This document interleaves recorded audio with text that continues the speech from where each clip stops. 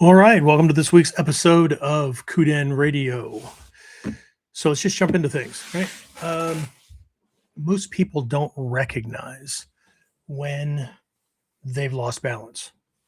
Not in the way we train for in the dojo, not the big, obvious form that beginners tend to latch onto and recognize, right?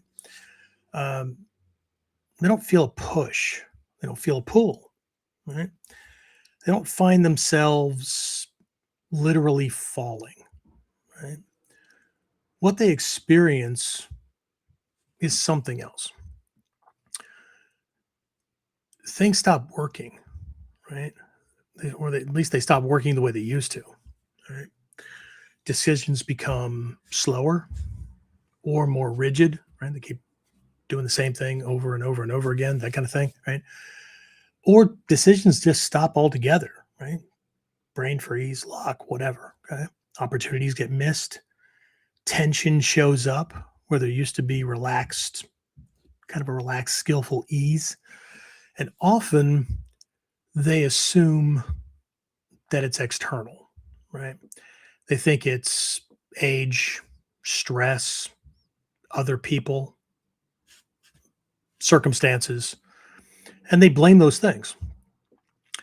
But what if the collapse didn't start outside, right? Outside of themselves? What if it started somewhere they weren't even looking, right? This is part two of our three-part special mini-series on what I'm calling hidden Kuzushi. And this week, whether we're talking about in the dojo or in everyday life, we're looking at the side most people never see. This is Hidden Chains, Hidden Freedom, part two, the hidden side of Kuzushi, right? The Ura side of broken balance. All right. So let's get started and I'll see you on the other side. So, the big question is this: how are self-defense and success-minded people like us, concerned citizens worried about protecting ourselves, our loved ones, and the things we care about from the monsters we know exist in the world? How do we train in a way that gives us the skills, knowledge, and understanding we need without becoming paranoid fighters or killers ourselves, and yet still allows us to be the hero protector the world needs us to be? That's the question, and this podcast will give you the answers. My name is Jeffrey Miller, and welcome to KUDEN Radio. Real training for real people in a real world. All right, we're back. Welcome to KUDEN Radio, the podcast for those who train to survive, protect, and win long before the conflict ever begins.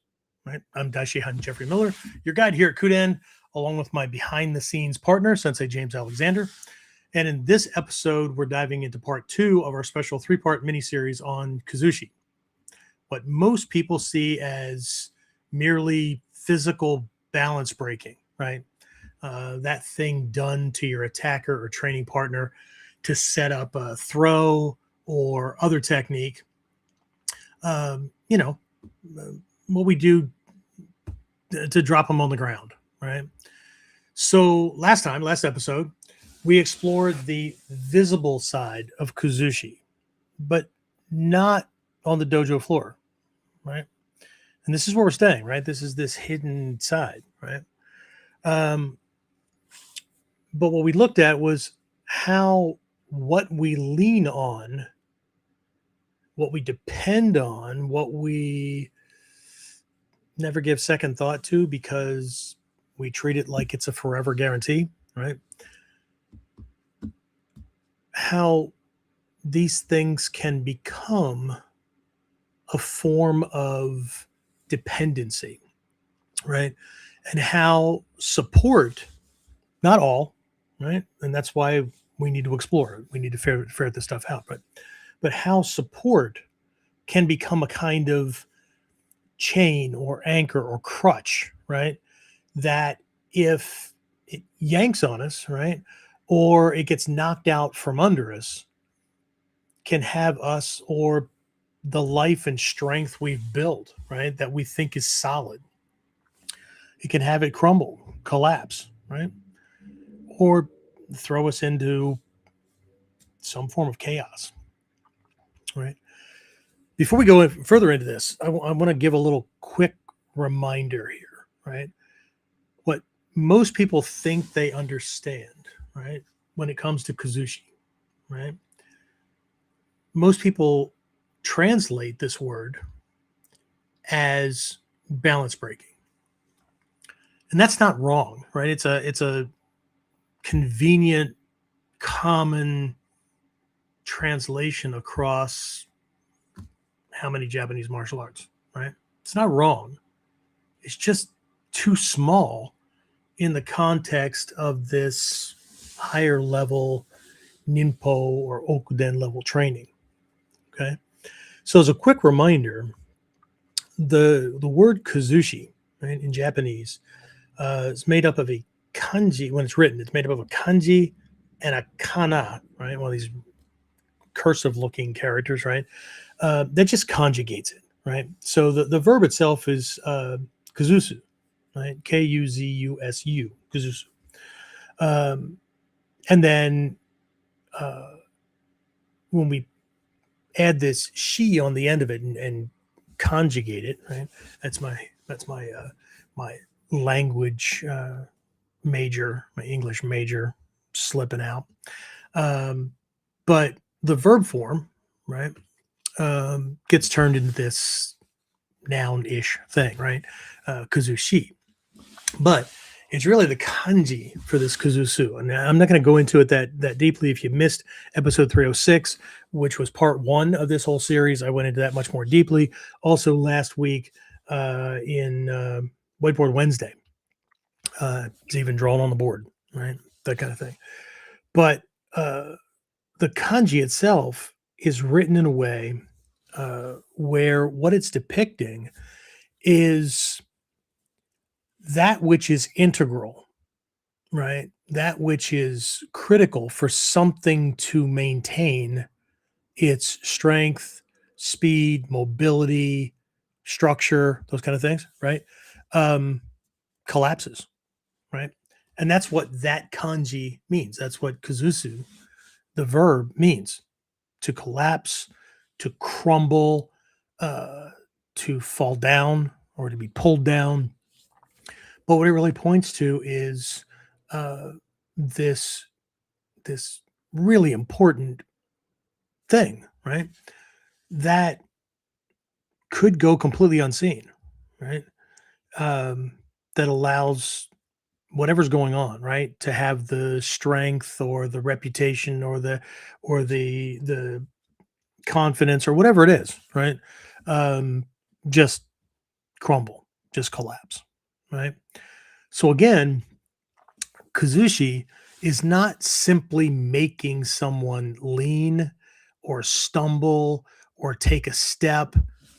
It's not that simple, right? As I pointed out during Whiteboard Wednesday, there's this really obvious kind of thing, and that's that we're bipeds, right? We have 2 points of contact with the ground. We have 2 legs, right? We're not a 3-legged stool. We're not a 4-legged horse, whatever. Okay. And what that means is that we're in a constant state of shifting balance, right? But we're also living in life, and in life, as we say in Mikyo, subject to change are all things. And so we're constantly having to shift, right, to maintain balance, stability, and whatnot. And that structure, right, that we're trying to maintain, that lifestyle we've created, that belief system we've built everything else on, all of those kind of things, right? They require certain things to stay in place. Okay? Um, but again, it's not just getting somebody to take a step, right? We do things all the time, right? But people can get stuck in that thing, that overly simplistic, right? If I make him wobble and he has to take a step, that I've broken his balance. You know, technically you're not wrong. However, it's not that simple, right? Because even if we just look at the dojo, right? Somebody can lean, right? Bend, fold, whatever, and still hit you, right? Somebody can step and still very quickly recover, right? They can even begin to fall, still save themselves. We know this because we have skill sets in our art that maximizes those things, those abilities, right? So we do it all the time, right? Both in the dojo, where it's kind of obvious because we're tuned into it, but we also do it just walking down the street, right? Misstep, new shoe shifts, whatever, right? Trip over a raised crack in the sidewalk and you stumble very quickly, right? Before we even get out of oh shit mode, right? The brain has gotten the feet under the body and caught us very, very quickly, right? So much so that we can then, we have the time and wherewithal to look around to see if anybody else saw that really smooth move, right? But again, we do it all the time. So the real question isn't, does our partner, does the attacker, does some other person, do we, right? Do they look off balance? That's not the question, right? The question is, have they lost their ability to recover? Okay. Mastery is the ability to adjust, adapt, be flexible, and recover quickly so that we can get back to the task at hand, right? It's resilience, right? The ability to spring back to the original shape or spring back and be stronger and more able after that which stretched us. Okay. Not talking about resilience, but a lot of these things go together. Okay. But what I'm really getting to here is Kuzushi isn't just imbalance. Okay. Again, that's the functional expedient, right, for the word. But it's not just imbalance. Right? Just like I covered last time, it's collapse of structure. Okay. And that can include posture, it can include movement, timing, decision making, and even perception, right? We can lose clarity about what's actually going on because we're in kind of panic mode. Okay. Um, I've been using uh, two techniques, right, from the Gyokuro Yujori Akonomaki, um, to kind of highlight this for folks because we spent some time on it here recently. Um, but the very first kata on this, what most people think of as the first level scroll, even though it is the highest level scroll, um, Koku, right, is this ideal, right? We do these things, we cause his attacks to crumble, that kind of thing, right? And then he finds himself in kind of an oh shit moment and has to, for those of you who understand American football, has to throw a Hail Mary, right? And so this kick comes flying out and we parry it, break his balance. But while he's off balance, right, he's not falling down. And we don't want to do it to the extent where he stumbles, because if he stumbles, we have to chase him down. If he stumbles, he'll catch himself, reset to zero, and then come back. Okay. So I want to do it in such a way that I cause the system to kind of go into a panic, having to catch itself mode. Right.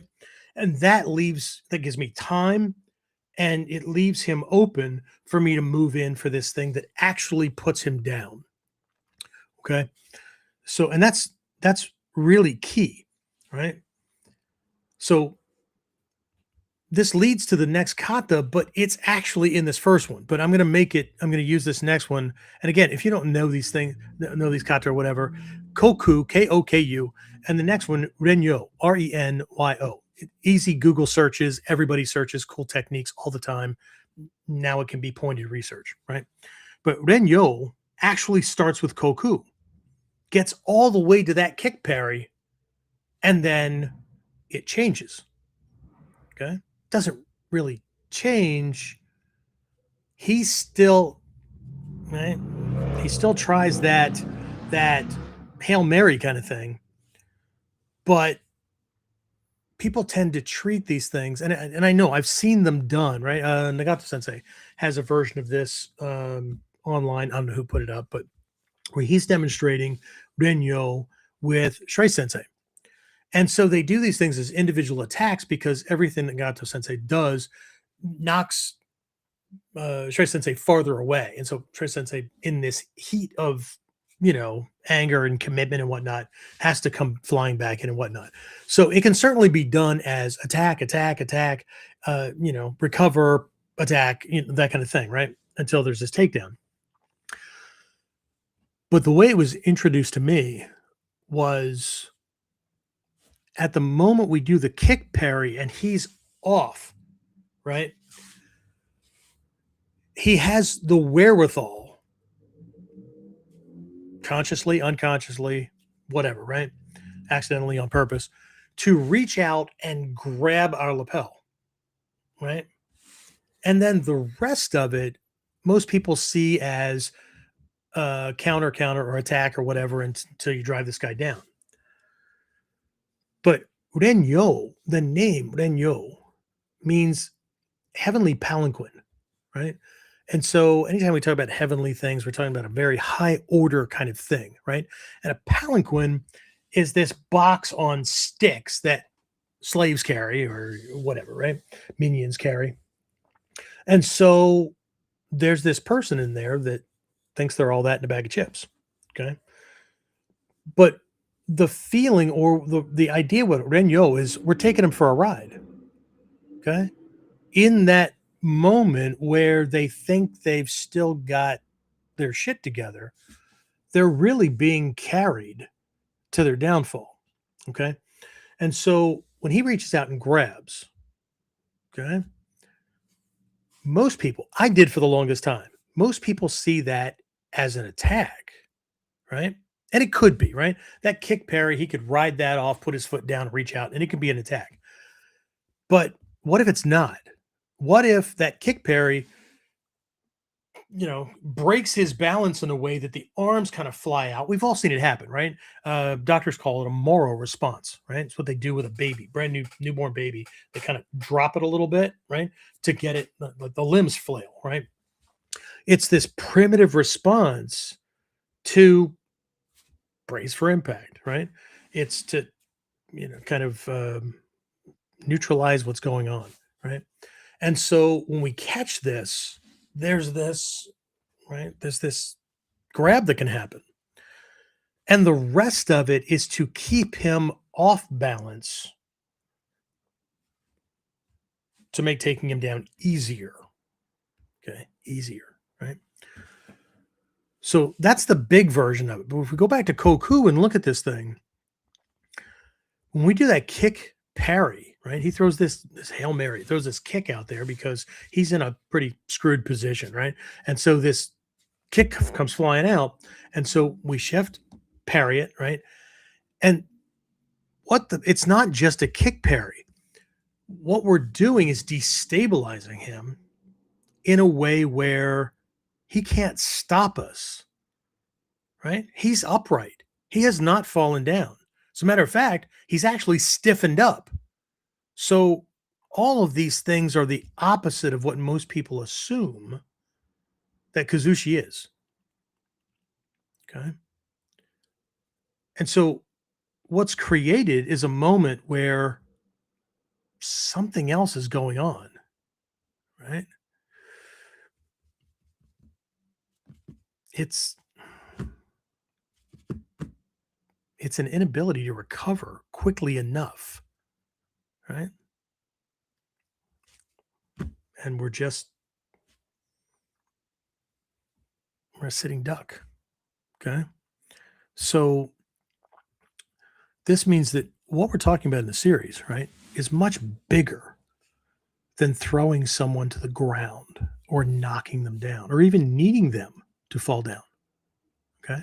I mean, people fail or at least struggle all the time at different things, right? In life, relationships, financially, with getting the training they really want, right?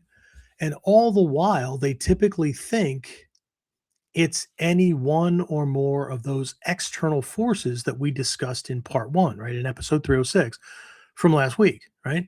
They think it's any one of those things, right? Never considering that it could be a balance problem at all, right?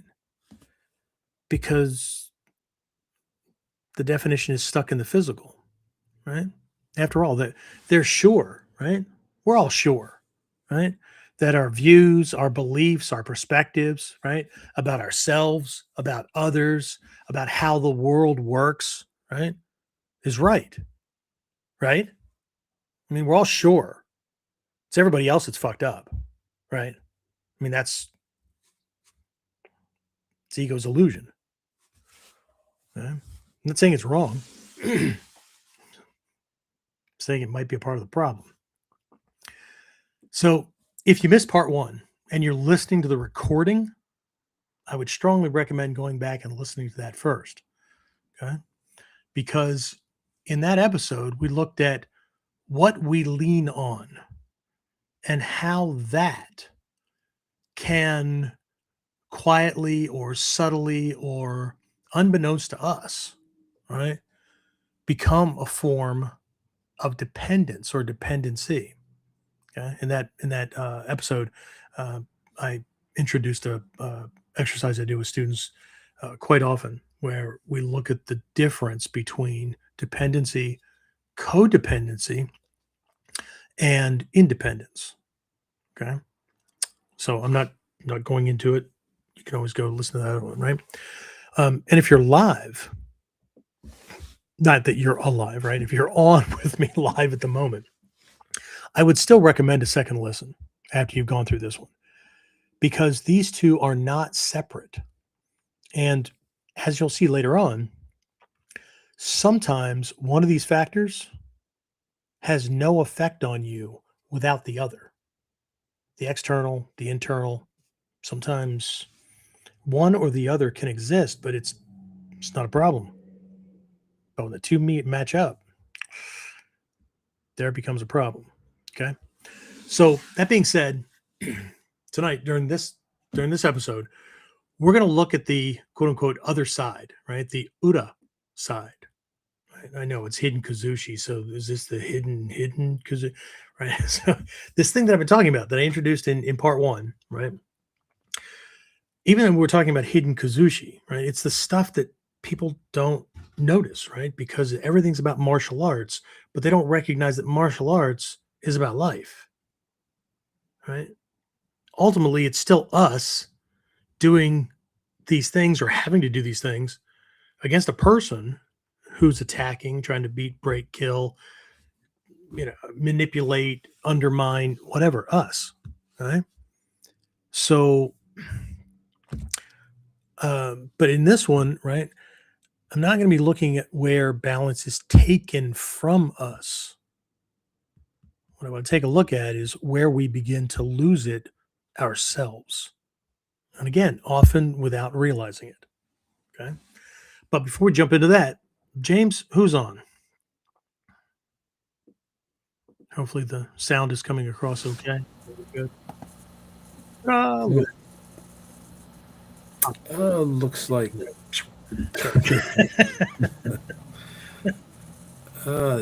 Terrence, Kyle, Alan, Dave, and Maury have all checked in. Awesome. Very, very cool. All right. Any questions, comments? No, other than their little side conversations that they always have. No, Once sir. it's on the internet, it's there Yeah. forever. No, we're all good. All good.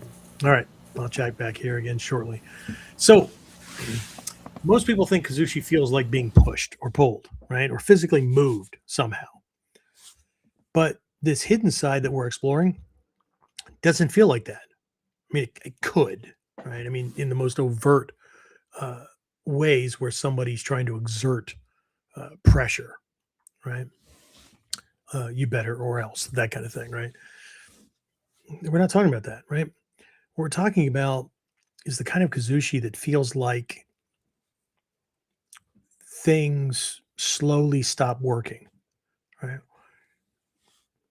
Answers that we've had in the past, or habits, or ways of doing things that once like were trusted tools. Man, this happens, I do this, right? And they're not working so much anymore. They're not working as consistently, or not getting the same level of results, or any results at all, right? What used to be easy now takes more effort.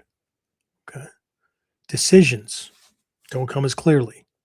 Timing feels off, right?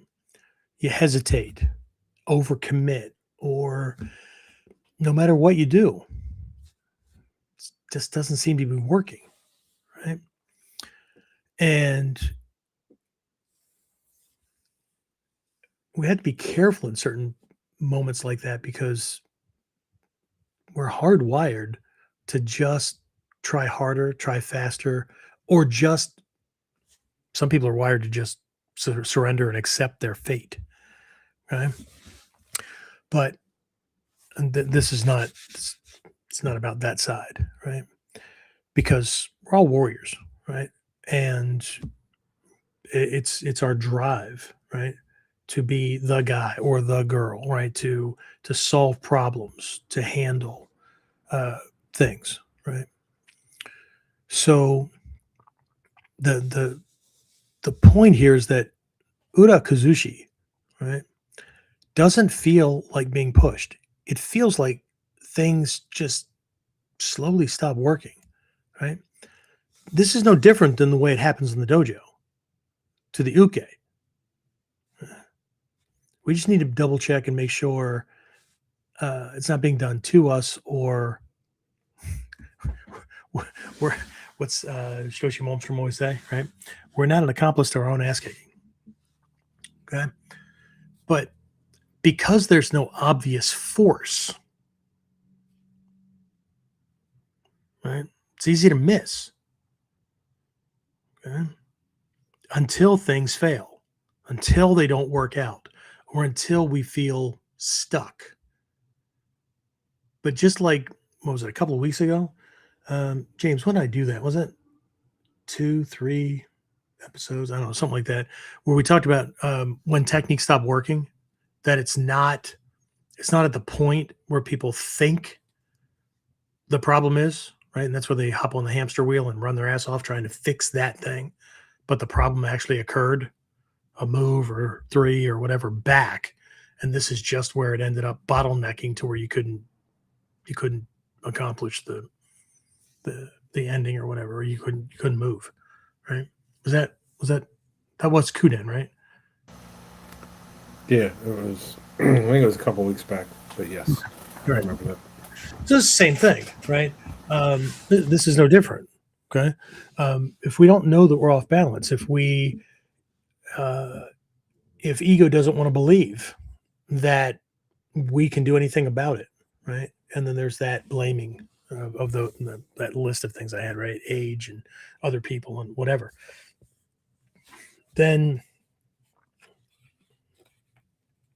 finding a solution when things fail, or when we feel stuck or whatever, that's going to be really, really tough. Okay. Because we can try harder, we can try faster, we can throw more resources at things. But if we're in a weak position, this is just like in the dojo, right? We put the uke in a position, not just where he has to step, not just where he's off balance, but where it doesn't matter if I apply pressure, or he resists, or holds on tighter, or whatever, it will backfire on him, because he's in the weak position. He doesn't have, just like the kanji for Kuzushi, right? He doesn't have that element that is necessary to be strong, to be fast, to move in the direction he needs to move in, to recover. He's lacking that thing. That's what we have taken from him. Okay? And so last episode, we took a look at how the world can either take those things from us, or we can attach ourselves to things, right? Or accept that that's the way they are, to where, right, that thing, not the thing, but the thing that our strength and confidence and skill level, all those kind of things, right? The thing that's allowing that to be is not something under our control, right? It's something we're dependent upon. Okay. In this case, it's the same thing, but it's our belief system. Okay. And just like in the kata, even when the bad guy can move, right? And see, here's this thing. I'm going to go back to Koku and Renyo for a quick minute here, especially Renyo, right? So Koku is more obvious, right? I parry that kick and he is destabilized, right? He cannot move. He can't take a step easily. He can't defend. He can't escape, those kind of things. That makes that follow-up, and this is in most kata, makes that follow-up like a breeze, right? Because if he can move, if he can avoid, if he can counter, if he can block, whatever, I didn't take his balance. I have no business entering that space unless I have a typical fighter mindset where I can't help myself. I got to land the shot, and I'm willing to take one to get one and all that kind of stuff, right? Well, okay, then good luck, right? But Renyo really points it out, okay? Because when we parry that leg, he still has some ability, right? And that those arms flail, and right, we've done this ourselves, right? You slip on the steps or whatever, and there's something nearby. You just reach out and grab it, right? And I don't know if subconsciously the brain, that part of the brain, knows that that thing is stable in our world, or if it's just happenstance. I don't know, right?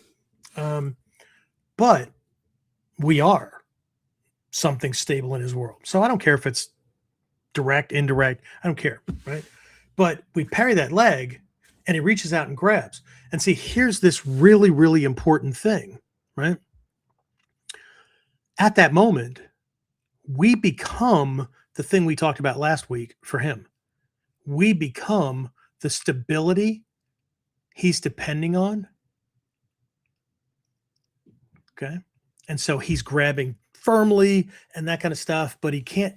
What his mind should be doing is just crashing. It should be like lost for rationality or logic or whatever, because he can't figure out why, no matter how much he holds on, he pulls, he tries to do things, he just keeps going farther and farther into hell. Okay.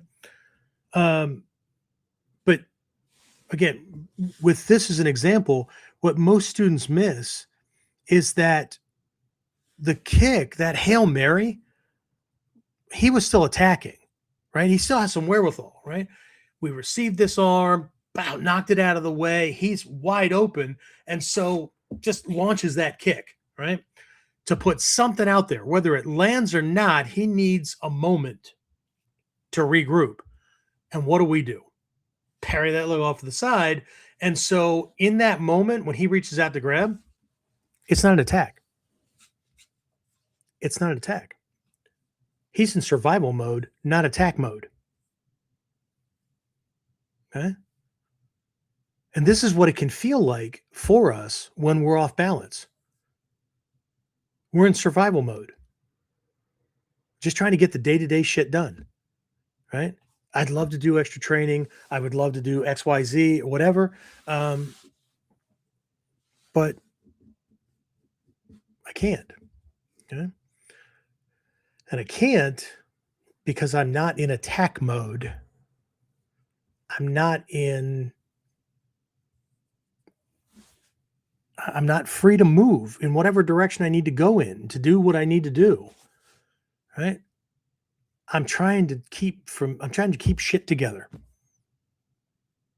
Trying to keep from everything falling apart around me. Okay. And this looks how many different ways, right? Living paycheck to paycheck, trying to keep honey happy. Who knows, right? There's just a shit ton of things, right? Trying to not get fired today, whatever. Okay. But until we figure out that we're off balance and we apply the corrective action, right? Just like when we're knocked backwards, the reason that most people fall down is because instinctively, right? Shoulders are being pressed on or the chest is being pressed on. So instinctively, the body, brain fires back and tries to get the shoulders, right? The shoulders aren't over the hips, which is why we're stumbling, right? So what do we try to do? We try to get the shoulders back up over the hips, and that in and of itself causes more collapse because the structure is off, right? So what Taijutsu teaches us to do is to train until we don't have to think about getting our hips under our shoulders. See, our hips aren't being affected, right? So if we take a step or we shift the hips, we sink, and we get the back realigned, instead of doing it from the top down, we do it from the bottom up. Yeah, but what if I can't get my hips under there? Of course you can. It's called going to the ground. It's called taking ukemi, right? If I can't correct it and remain standing, then sutemi, right? We sacrifice that position, which sucks, for a better position. Okay. So, but that's not what we're taught to do. That's not the examples that most of us have had in the world, right? When life is putting pressure on, when shit's crumbling, whatever, right? We just run around and, put the Band-Aids on faster and hope that things stick long enough to give me a breather, but they never do. Right. And if they do, it's what? Because we stole time, not because we had it, not because it was easy to do, right? Because we had to rearrange things. Right. And it's because the structure wasn't there to begin with. Right. So again, this is not about anybody. This is a universal issue. This is why we train. That's not why most people train. Okay. And this is also why people sign into the podcast and realize we're not talking about how to punch better, how to whatever. That's Whiteboard Wednesday, right? And then very quickly, click away. Or we've had followers in the past, right, that were quite the regulars until something, the lesson was not suitable to them, right? You know what I'm talking about. And then we don't ever see or hear from them again. Okay. This is normal in everyday life, right? People jump out of relationships when it's not going their way. People jump from one church to another when the minister's not preaching things or saying what makes them comfortable. Those kind of things, right? So anyway, but this is the thing, right?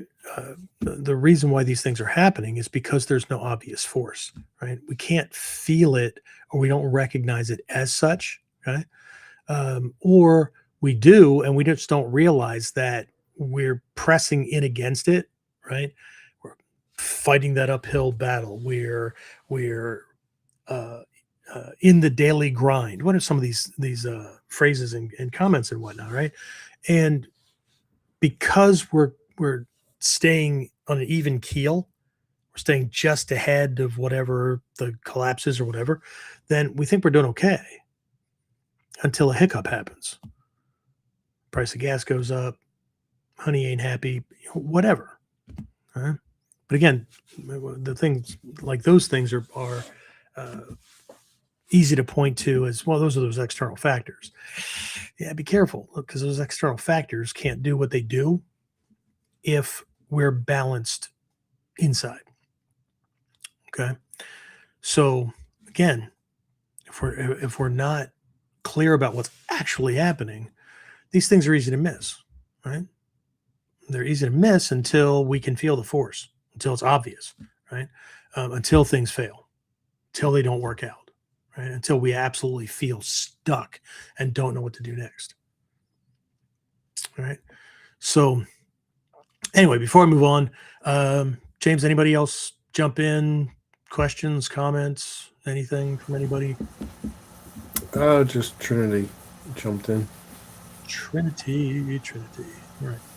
So cool beans. No questions, no comments, nothing. No, no, sir. All right. Am I doing okay? You're not cringing behind the scenes and Jesus Christ, you wish you'd get his shit together and like stop confusing people. Anyway. No, all good. All right, cool. All right, so that not feeling things until that force happens, whatever, right? The reason for that is simple. Now, it's simple to understand, putting it into action and making the corrections in real time.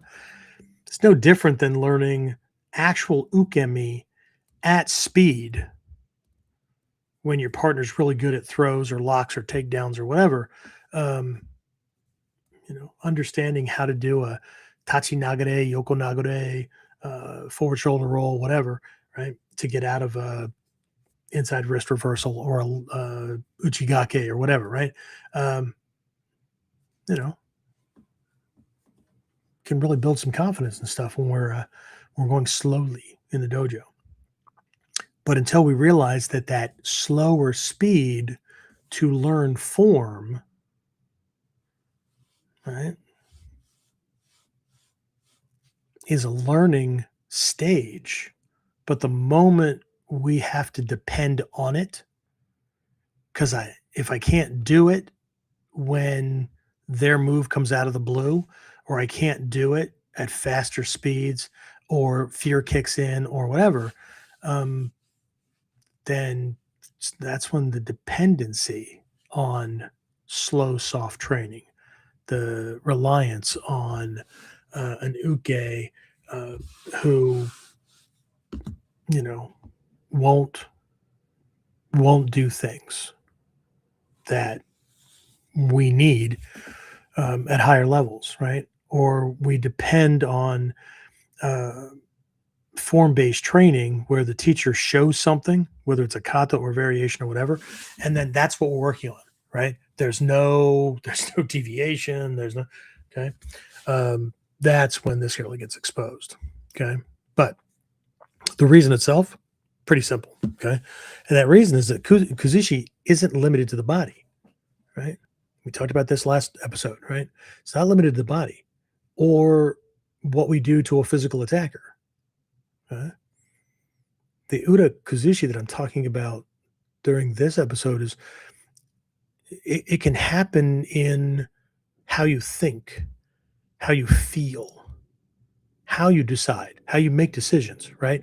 How you see yourself, how you see others, what you believe is true about the world, the way the world works, the way people should be, the way I should be, the way, what I deserve in life and those kind of things. Okay. So from this perspective, right, you can be physically stable. You can be strong. You can be fast. You can be the guy in that realm, right? And still be internally unstable. Okay. Attachment to being right can make you rigid. Okay? To where you can't adapt to what's actually going on. Desire for approval can make you hesitate, can make you lie, or it can make you make choices that are not in your best interest because we can't have that person that we want approval from to not leave us, to whatever, right? Whether it's teacher, lover, partner, whatever, right? We can't say anything that'll make them angry at us. So, okay, you understand? Right? Fear of loss can make you overextend. Okay. People that feel like they're starting to lose, try harder. And trying harder is not a problem. Right? If you know why you're losing. And so you change strategy to fit what's actually going to work. But if we don't do that, right? If we fear losing and we're losing because what we're doing doesn't work or isn't working, but we double or triple down on the same shit, we're just going to lose faster. Okay. And certainty, right? Certainty, being so sure.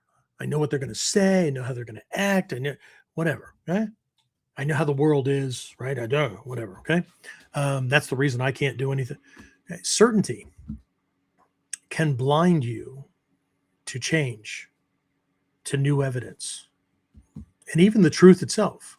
And I'm not talking about personal truth. What might be true for you might not be true for me. Not talking about personal opinions or perspectives or viewpoints. Right? I'm talking about what is, right? Like gravity and inertia and shit like that. Okay. People are what they are.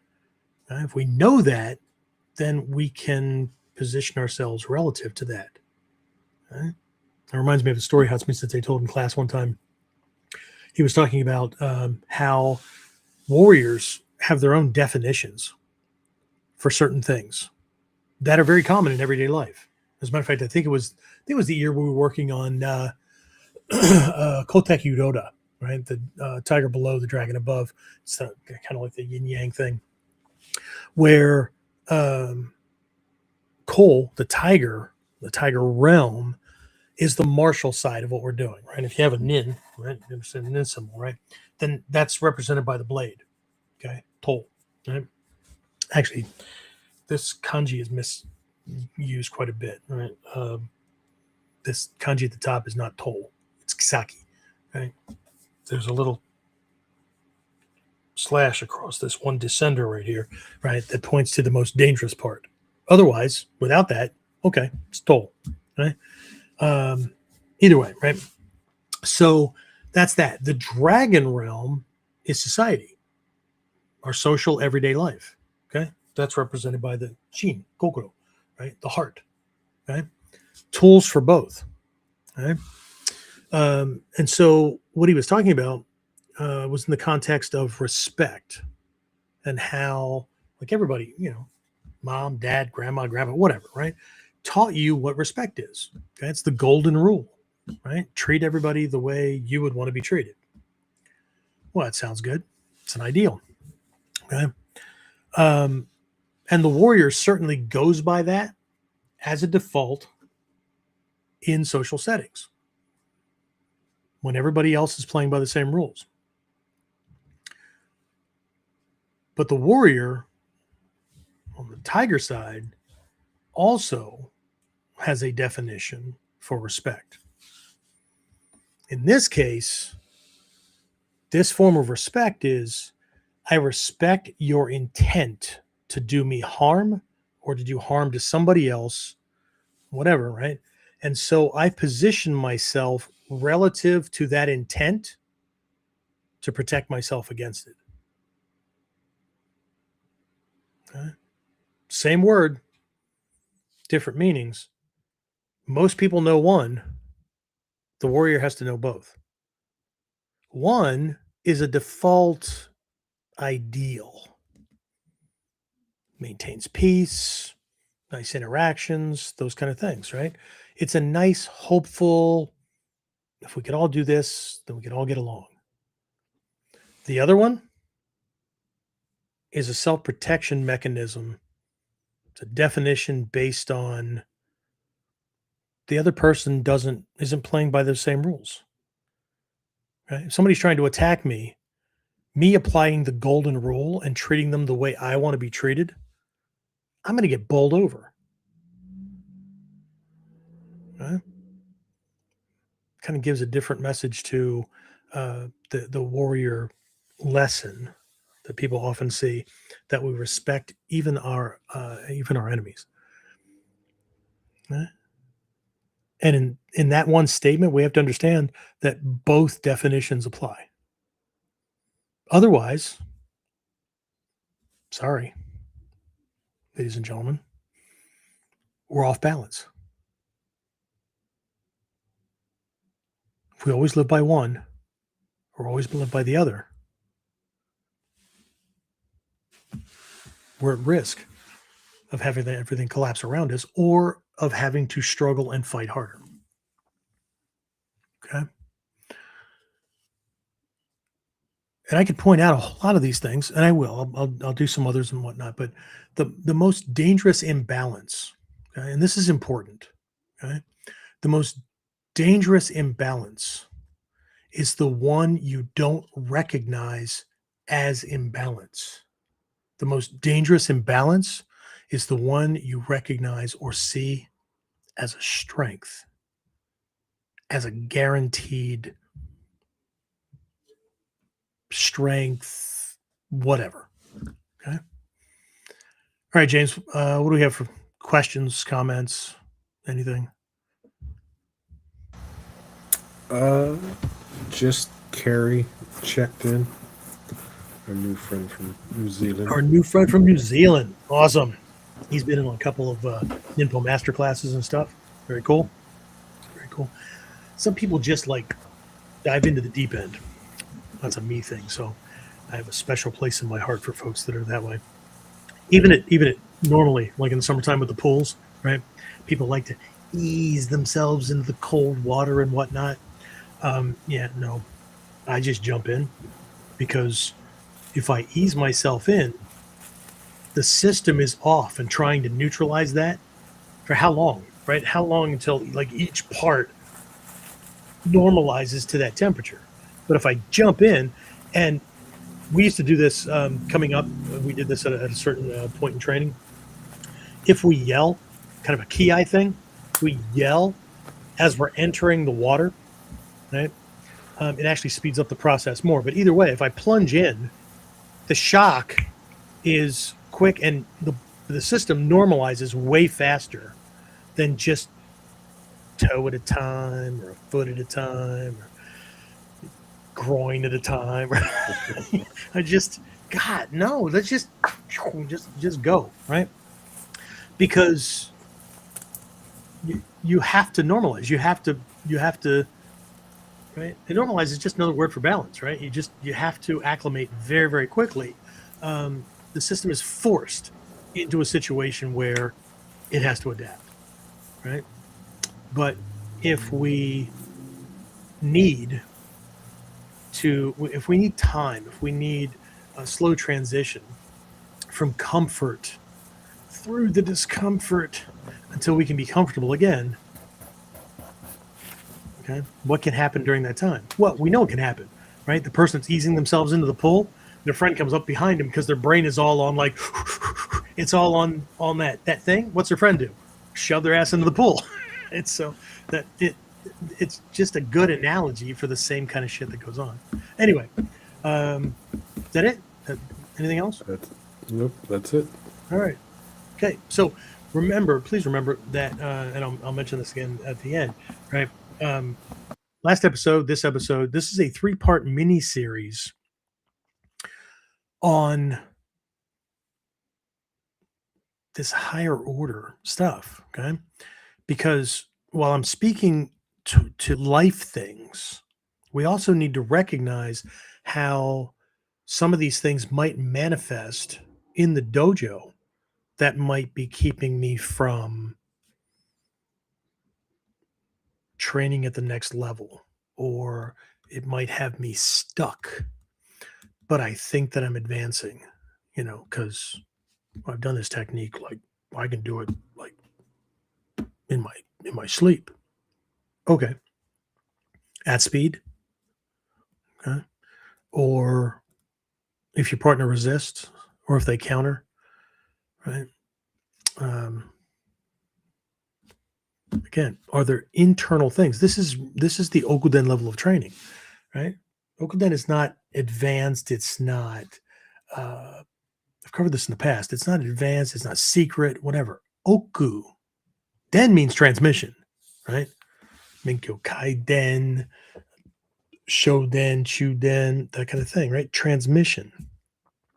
So certain things, certain lessons that are important for us to get. There's certain things we need to focus on at those levels, right? Not the models. The models have to be learned so that you can extract the lessons being carried, right? But oku, a lot of people try to translate it big, ku, void, dead. No, oku. Oku means deep. Okay. It's not about breadth. It's not about expansion. It's about getting down into the things that, if we're not careful, no matter how good we are with the physical stuff, no matter how physically proficient we are, right? It can be the thing that causes the hesitation, causes the uh, the fear of loss, all those kind of things, right? That causes the loss. Okay. Anyway, let's look at this from a different angle. Okay. Let's look at this from a failure perspective. Okay. Most people think failure is technical. Okay. I made a wrong move. I made a wrong choice. Said the wrong thing or whatever. It could be, but more often than not, it may not have been what we said or what we did, right, that screwed things up, but when we said it or when we did it or when we acted, right? So this is no different than in the kata, right? The densho just spells out, do this, then do this, then do this, then do this. And people just assume that, like, we're at this monotone doom, doom, doom, right? Doom, doom, right? It's the same timing. Nope. It is not. Okay. We have to ask, what's the best time to receive his arm? Okay. What's the best time to make contact with it? Okay. And so, again, if we're not careful, we can think that whatever the failure was on the dojo floor or in life and the relationship, whatever, right? That the failure was technical when it was really timing. Okay. We used to piss off people a lot in the dojo, like new people. They got over themselves, or I don't know, they left. But they would be having a problem with the technique, but it wasn't the moves. We'd try to explain it to them and then go, hey, it's a timing thing. And some people would just get pissed off. Why is that the answer to everything? It's not the answer to everything, right? If your foot was off, if your kamae sucked or whatever, we would tell you that. Okay. It's not what you're doing. It's when you're doing it. Or the technical is creating a timing problem. Like you're stepping back too freaking far.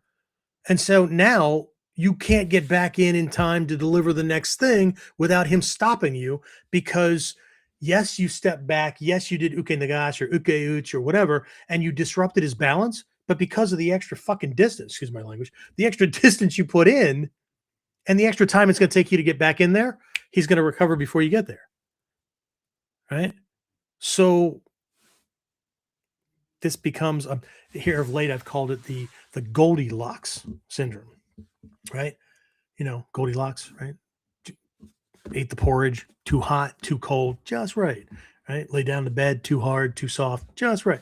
That kind of thing, right? That's what we're looking for and getting an intuitive sense of, okay?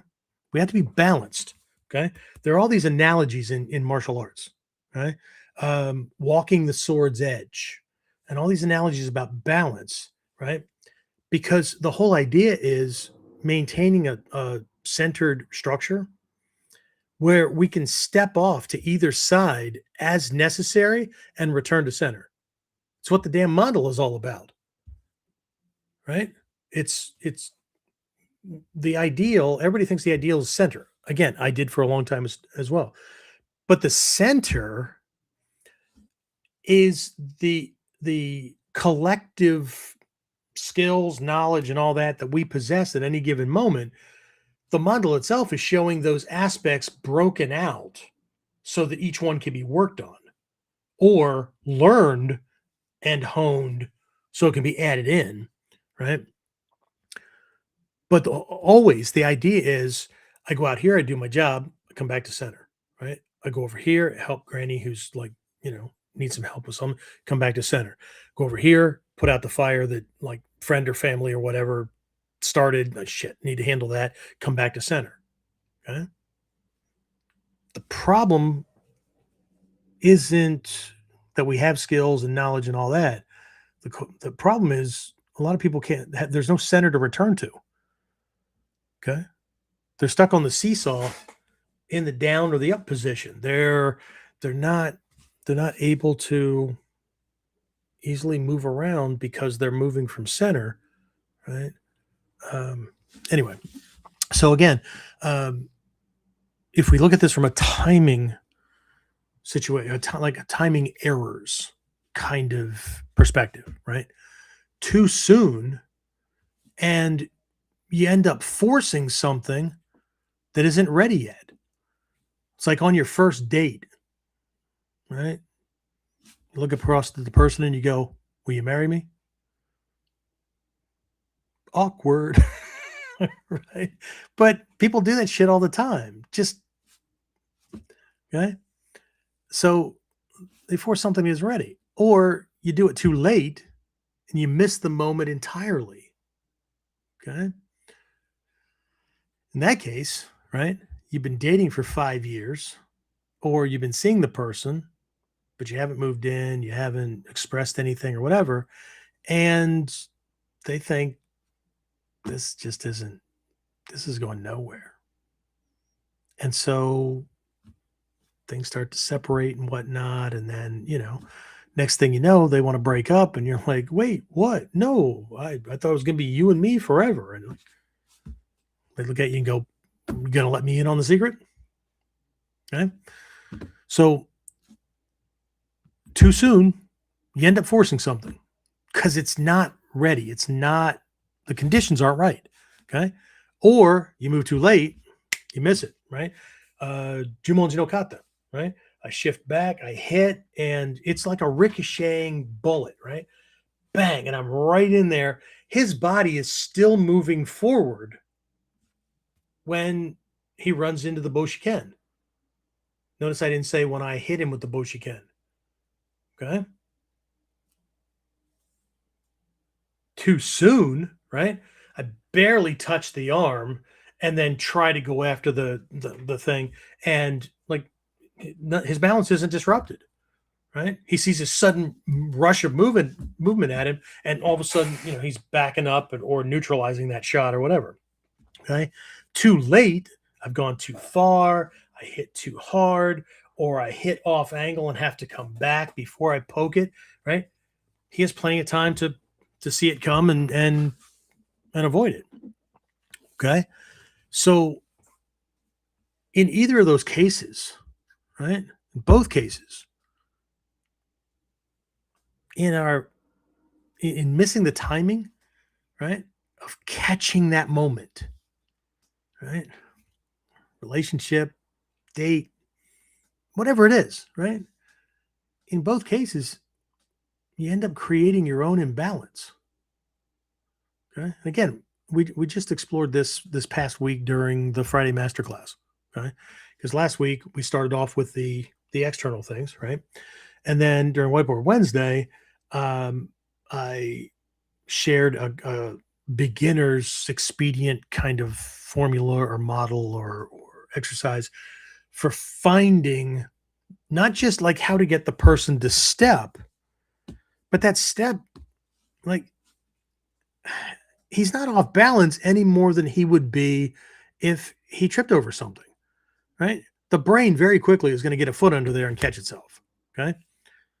It was a timing thing. When do I change direction? Right. So his foot, when the brain picks up the foot to step to catch him, where it's going to move and where it's going to put the foot, it's right.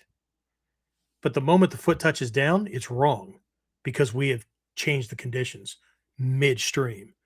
So we can learn step by step, but what's the correct timing of each step relative to the one before it and the one after?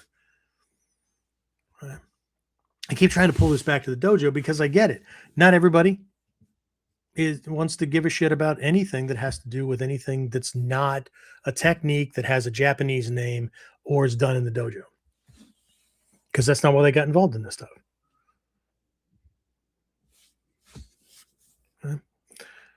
Right. But again, this isn't just physical martial arts, right? It's not. Most failures aren't technical. They're timing errors, right? During a throw, during a strike, or when trying to accomplish a goal. Okay?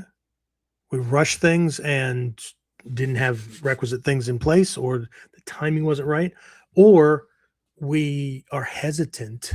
We're afraid of failure. We're afraid of what other people will say, or we took too long, or whatever, and the moment's gone. Okay. And once you're out of timing, once you're out of time, once you're out of sync, coordination, whatever you want to call it, right? Everything else starts to break down. Okay. It's like the old saying about the best time to plant a tree if you want shade, right? The answer is 30 years ago. The next best time to have shade in the future is today. Okay? That's another lesson for another day. So, can you relate to any part of this? Right? Is this making sense? Okay. James, anything? Any questions? Any comments? No questions, no comments. Just Greg from Australia checked in. Hey, Greg. Awesome. Thanks for joining us. All right. Well, in that case, let's just keep on keeping on. Okay. So we got all this, right? But there's another place this shows up. Okay. And it surprises people a lot.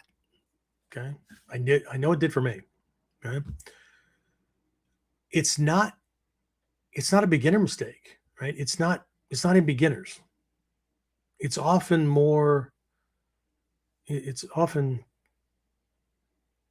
in more experienced practitioners, right? The people who are sure, absolutely sure they've got their stuff together. And I know people say, no, I'm still working on things. I would never say that. Not saying it and still doing the actions or going about things the same way. Okay. There's an old saying, right? What you do speaks so loudly that I can't hear what you're saying. We have to be careful. Okay? Because integrity is making sure that what we do matches what we say, matches what we believe, matches how we plan, matches how we interact. That's integrity. Okay. In Japan, the Japanese use an English phrase. Somebody's a stand-up guy or a stand-up girl.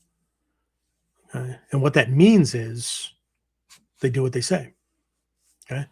They're not swayed by the opinions of others, but they're open to suggestions as long as that's what it is. Because we all know lots of people offer suggestions and advice, but they expect for you to do it. And we know they expect that when we take advice, right? We get advice from people, think things through, and then act in the best way that we think we should in that moment. But the person who's confused advice for command is the first person who will get pissed off and say, I don't know why you asked for advice if you're not going to take it. I asked for advice because I was exploring other perspectives I may not have considered. I wasn't asking you to tell me what the hell to do. It's not the same. Okay. But But where I'm going with this is that this other type of imbalance, right?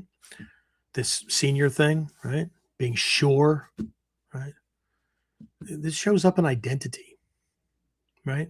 Who you believe you are in the art, in life, whatever. Okay. We can stretch this out too far, but we'll just keep it in the art, right? Who you believe you are in the art, right?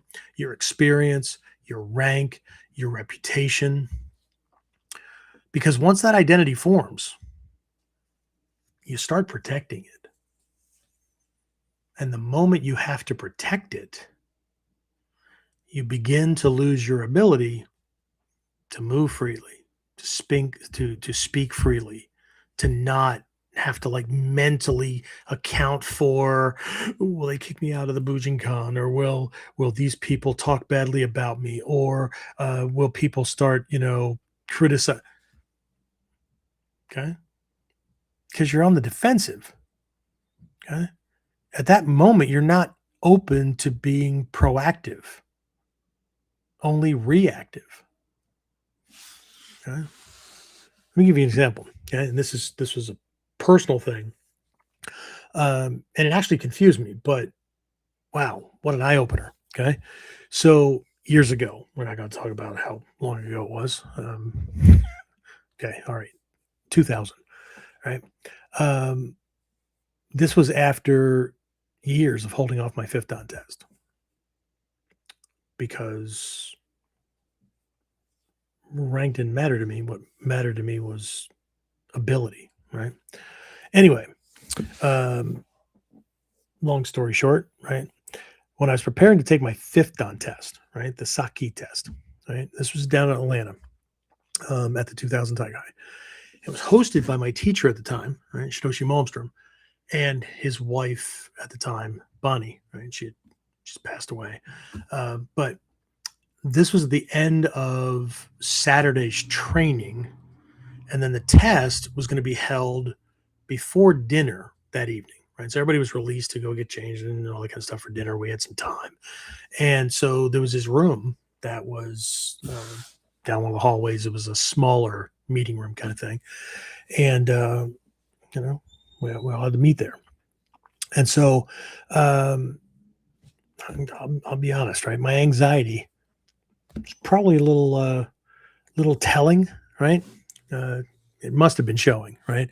Because one of the Shihan, one of the 10th Dans, that was the highest rank there was at that time, he came over.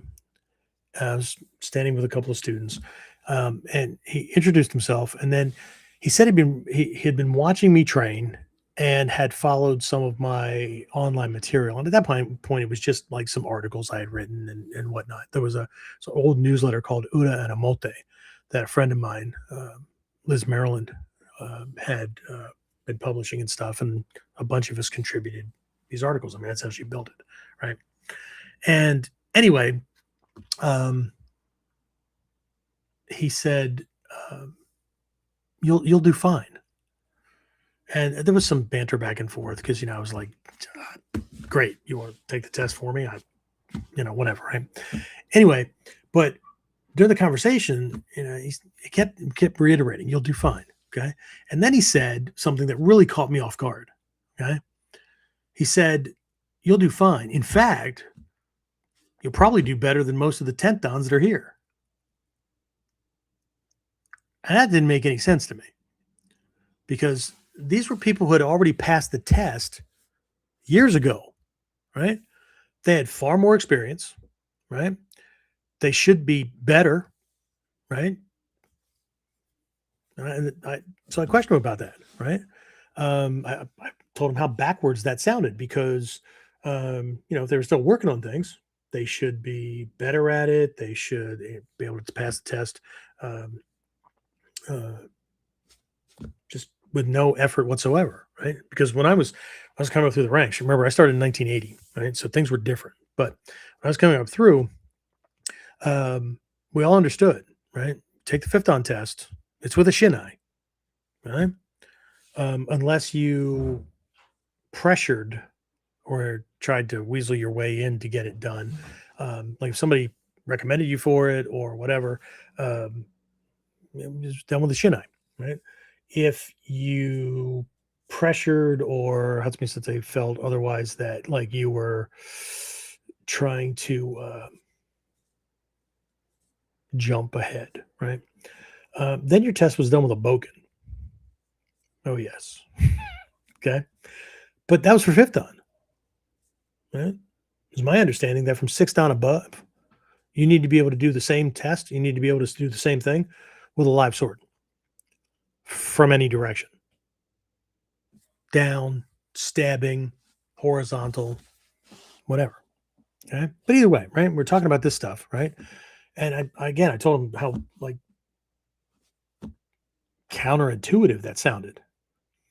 And I remember him smiling and he said, you'd think that, right? Anybody would think that, right?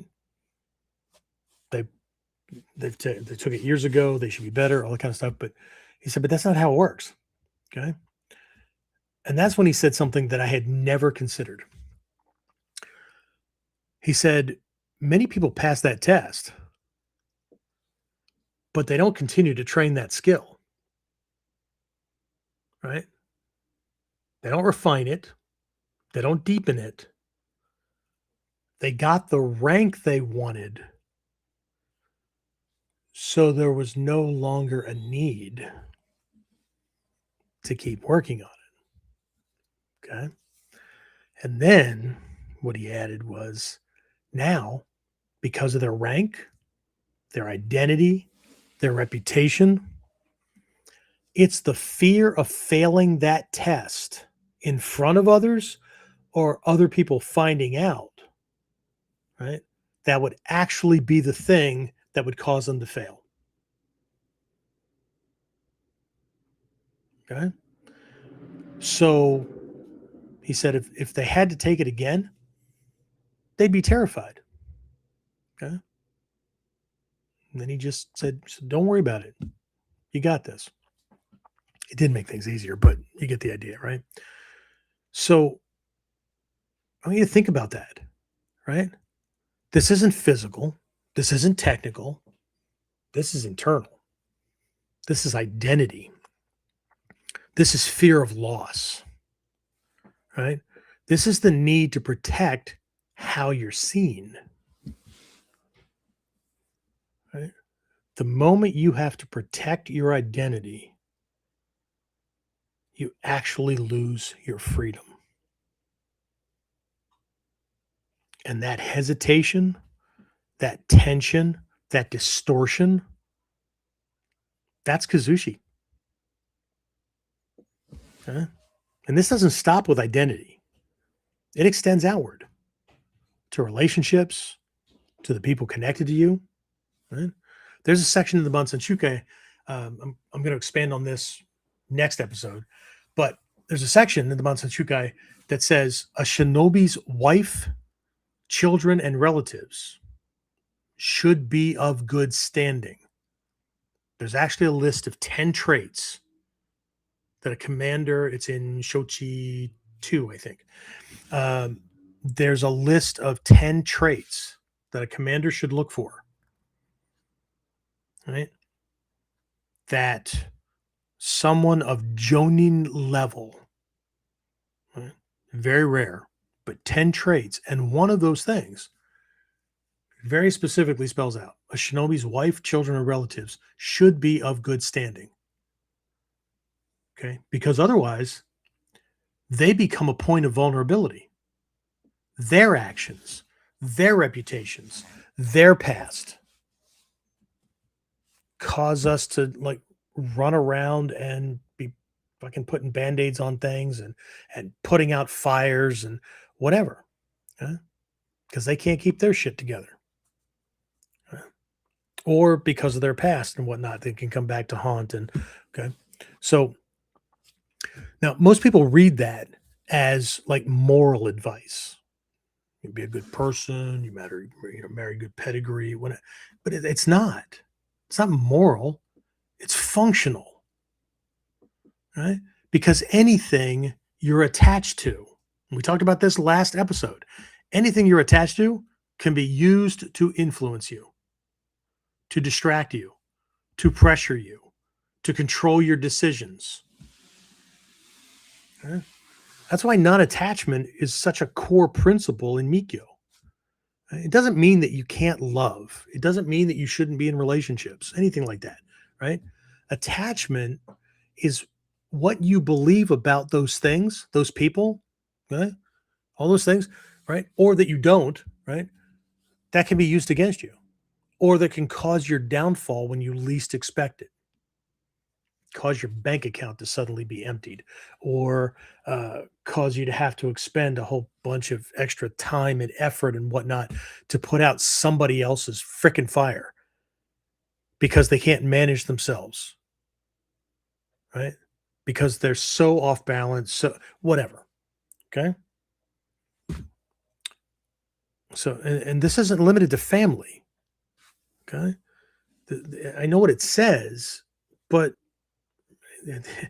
in the Bunsen Shukai, it'll list certain things and then it will keep saying there is an oral kuden, or this particular thing will be passed on through kuden, word of mouth. Right. And again, like I said, this isn't limited to family, right? It can be friends, it can be business relationships, it can be students if you're a teacher, right? It can be your teacher if you're the student.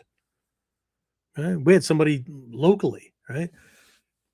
Getting drunk all the time, every Friday and Saturday night, right?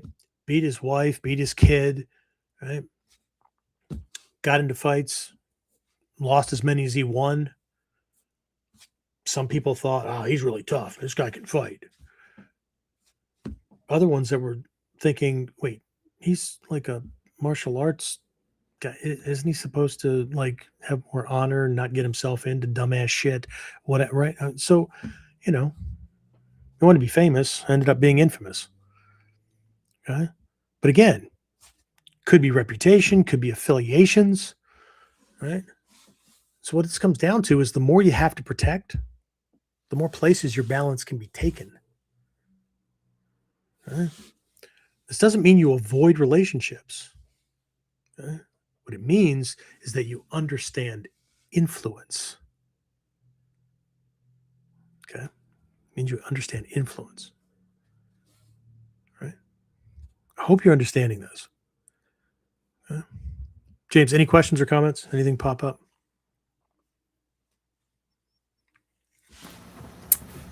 Just from Chris Pickens said ego is a form of unbalance.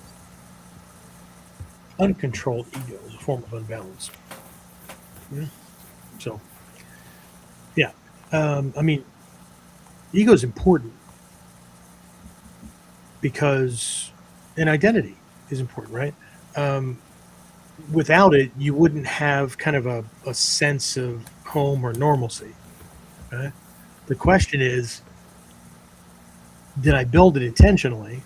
And am I clear, right, that, again, subject to change are all things, including me, right? Or was it handed to me, or did I just haphazardly have this thing and I don't understand how it's formed, so therefore, right, this is me. There's nothing I can do about it. Well, if that's true, then training like this, any type of training, any type of education, is pointless. There's nothing you can do to change. Education is a form of change. Learning new skills is a form of change. Well, that's not what I meant. Well, until you're clear about what you mean, that's a type of imbalance too. Okay. So, yeah. All right, cool. All right, so this brings us to something even deeper. Okay. As I said, it's not just relationships. Right? It's the beliefs we attach to them. Okay. You'll hear people say, you protect your family no matter what, right? You always back your friends. You don't turn your back on your people. Okay. My wife would never do that. Whatever. Okay. And that may be true under normal conditions. But have we really tested that under different types of stress? Have we considered that dementia, Alzheimer's, those kind of things, when they start setting in, the person's identity, grounding, those kind of things, shift, sense of self, all those kind of things, right? They lose touch of relationships, and next thing you know, you're being attacked because you're the stranger in their house telling them what to do. I've been there twice. Not married to the person, but with in-laws and okay. Have we considered that? Have we considered interactions of medications and how that can disrupt brain health or that kind of thing? Okay, because if not, and we're operating under the they would never would, or again, you protect your family no matter what. Blood's thicker than water, which is a broken half quote. That's not the original quote. It's a convenient snippet. It's all like all these fucking talking points that the media post. He said, she said, whatever. Okay. If I'm interested in finding out the truth, I dig up the full interview or the full speech or whatever, and I listen to that, because all people need to do is miss a word. Okay? I've been on the receiving end of that myself. I remember one time, this was years ago, got a call from the news director at the local radio station. Now, I had been involved in like community projects, and I had been interviewed, all those kind of things, right? So we had a good working relationship. But either way, I get this phone call, and he's like, Jeff, this guy, same name as yours, with just the only difference is middle initial, right? You're Jeffrey M. Miller, he's Jeffrey A. Miller, right? Just like, here's another one of those incidents, right? Beat his wife, beat his kids, or worse, or whatever, right? And they're looking for this guy, and it's about to hit the news. This came across my desk, and I thought, holy shit, I need to get out in front of this and make sure that people know this isn't you. Is it okay with you if we are very clear during the news story that this is not the Jeffrey Miller who runs Warrior Concepts, And I'm like, holy shit, yes, please. Right? Within the next half hour, I'm getting phone calls from students, not getting phone calls from other ones or whatever. And half the students are questioning their affiliation and like, I'm not sure I should be staying, and whatever. And the other half were calling because they got into arguments with friends and family who heard the news thing. And what ended up happening was both sets of people, not the students who were in arguments with their friends and family, but the friends and family themselves that heard the radio story, missed one word in the sentence. The word not. This is not the Jeffrey Miller of. And you drop out that word, and what do you have? This is the Jeffrey Miller who. Okay. Within 30 minutes, I had to call Mark back and say, please stop that part. And he's like, what? No, I swear to God. And he even read it back. I said, I trust you. I believe you. Right. I've got plenty of people who are telling me. Right. But this is what people are hearing. And the best damage control right now is for you to stop pointing in my direction. And he's like, Jesus Christ, people don't listen. I said, look, I understand. That's my realm. I get it. Okay. But, okay. So, but either way, right? When you hear people say, right, you protect your family, not, no matter what, back your friends, you don't turn your back on, whatever. Okay. On the surface, those sound like strong values, but in practice, those same beliefs can put people in dangerous situations. Legal trouble, bad decisions, situations they know are wrong, but feel they have to follow through on because that's what you do. Right? And here's the thing, right? This might sound like I'm talking about last week's thing. This is the external things, right? But pressure only works where there's internal agreement. If you don't already believe it, or you couldn't let it go, it wouldn't control you. Okay?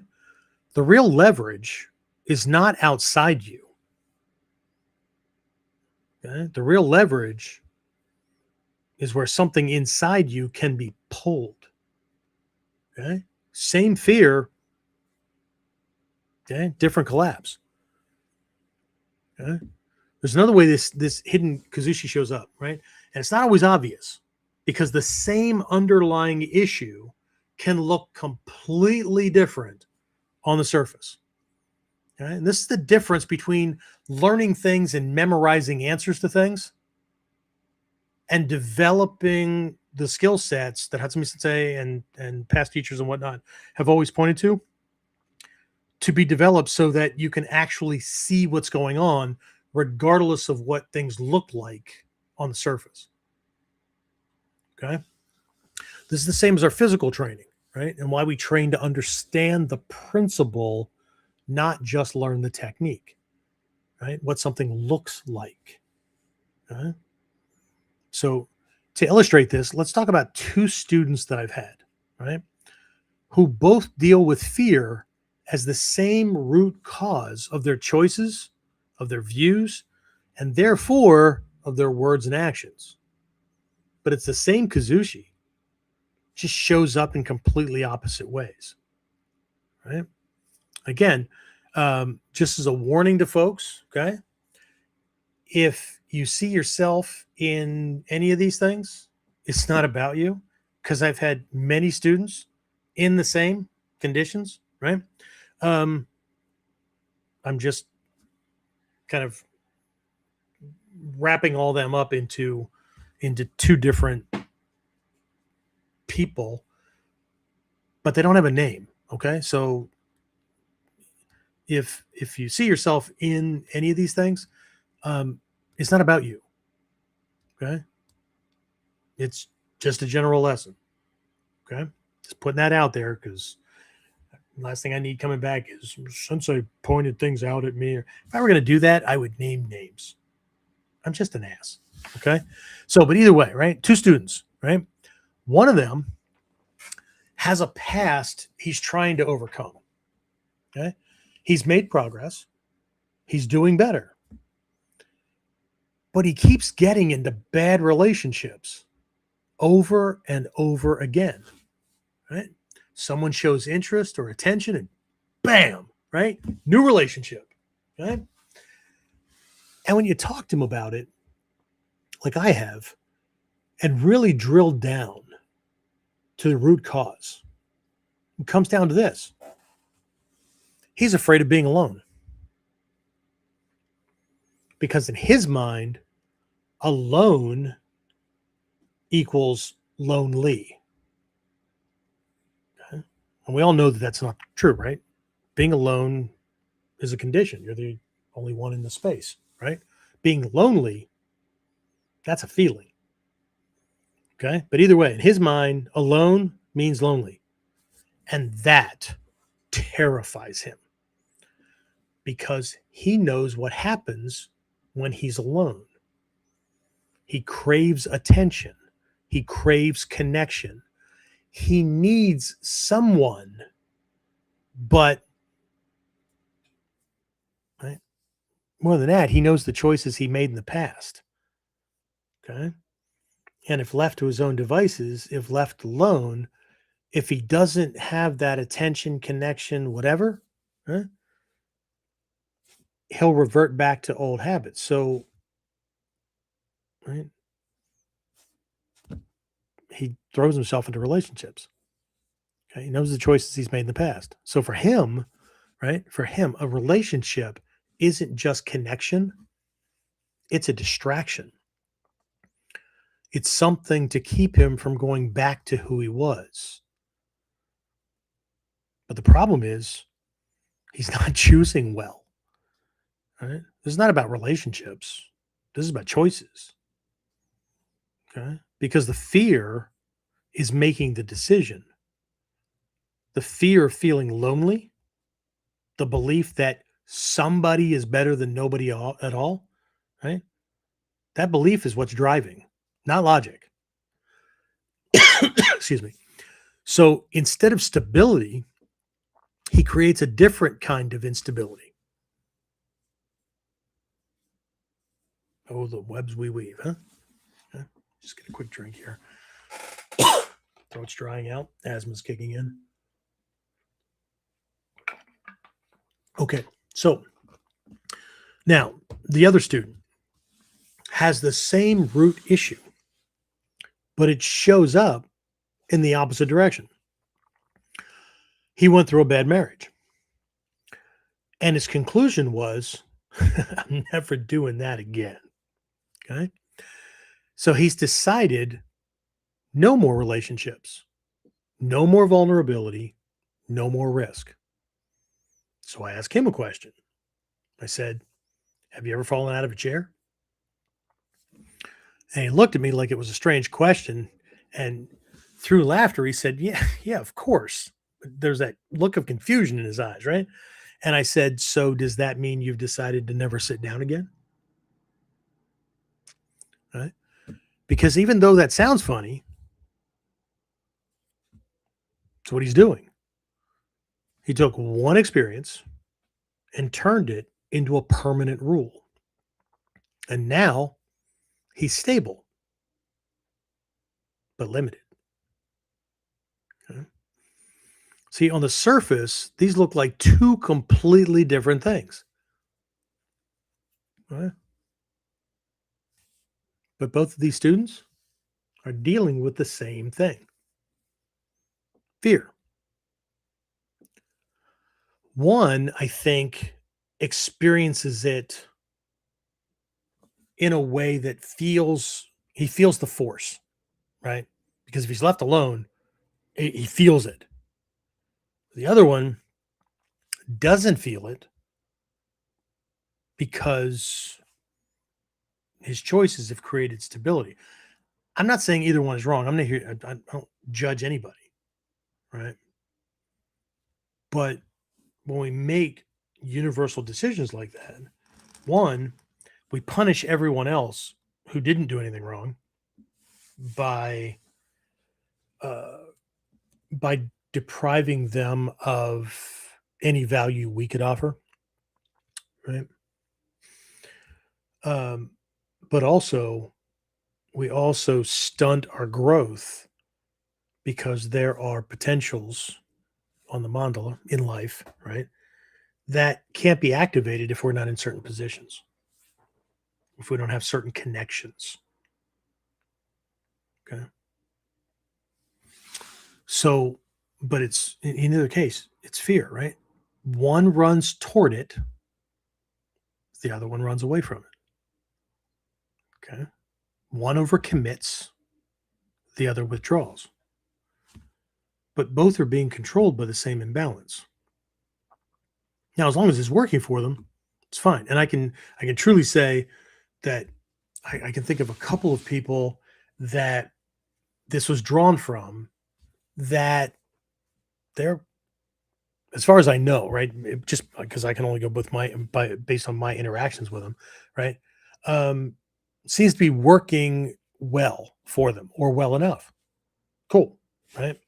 For other ones, not so much. Okay.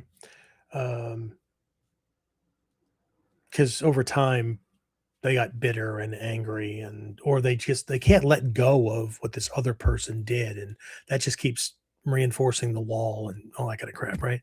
But for the other one,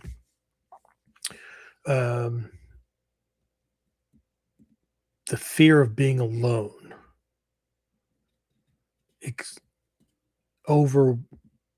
overshadows or exceeds the fear of this person or this relationship could just completely screw me up. Okay. But either way, right? Both are being controlled by the same imbalance. And in both cases, okay, again, the ones we're focusing on here, right? In both cases, they're not making clear decisions. Okay. They're reacting. Okay. And that's where Kuzushi shows up. Okay. Because when fear drives decision, just like with our uke or with the attacker, right? on the physical side, right? When fear drives the decision, right? Timing is off, judgment is off, choice is off. And over time, things stop working. Okay. So here's the thing. Kuzushi, like any other universal principle, doesn't care which direction you go. Kuzushi only cares that you're not centered when you choose. Okay? I have one student right now that chose one of these sides, right? Chose the whole, hey, doing that again kind of thing. I think he's in a pretty centered place, right? We've done some personal work together and whatnot. Um, I think he's operating from a pretty centered place, right? The same kind of place where maybe a Buddhist monk or a priest or whatever would operate from, who's balanced, who made that decision and whatnot, and they're not doing weird things or whatever, because he's got older kids and he's in a position where opportunity pops up, all conditions being okay, he can say yes, right? He's not tripping over if honey ain't happy, nobody that kind of thing, right? Now I don't trip over that either, but I've been married for 19 years, so go figure. Okay, but again, it doesn't care which way you go, right? Only that you're not centered when you choose. Just like when in Renyo, right? When the uke chooses to grab the jacket, right? Most people see that as an attack, right? You parry the leg and he grabs your lapel. Very few people stop and ask why he's grabbing the lapel. Because if I parry the leg in a shitty way, or he really wasn't that off balance and he rides that off and reaches out and grabs, that has a very different feel. Like he's on and grabs me, right, to keep me close so he can do that next thing.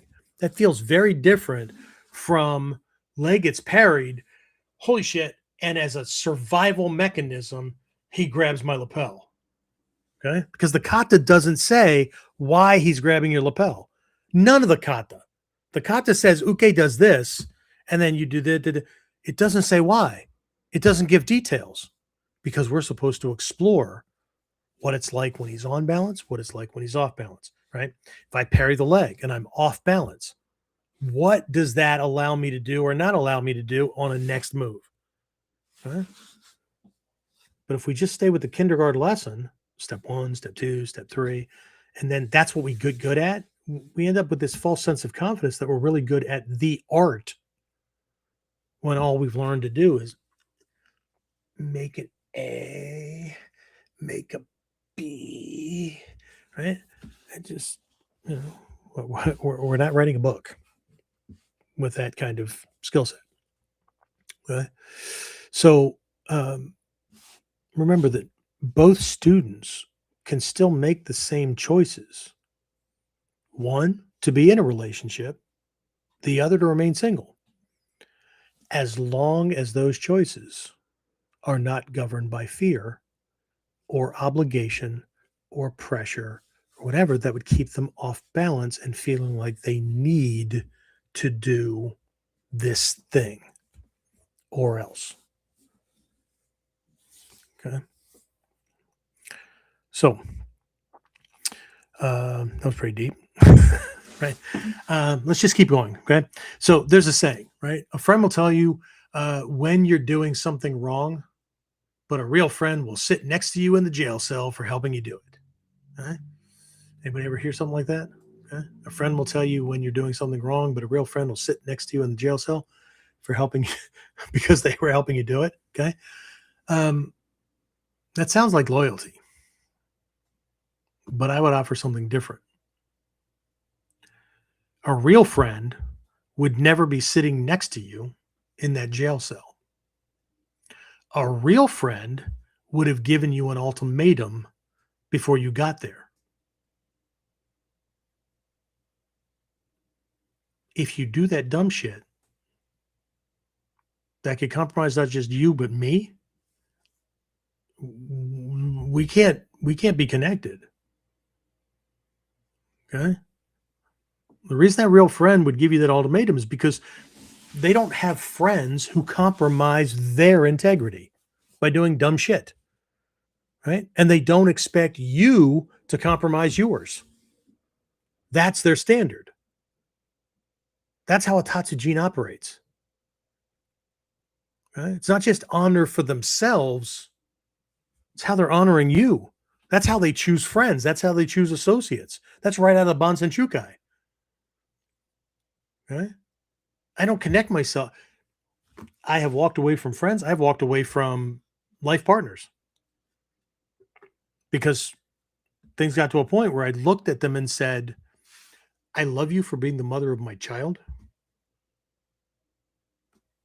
But if I met you on the street, we could never be friends.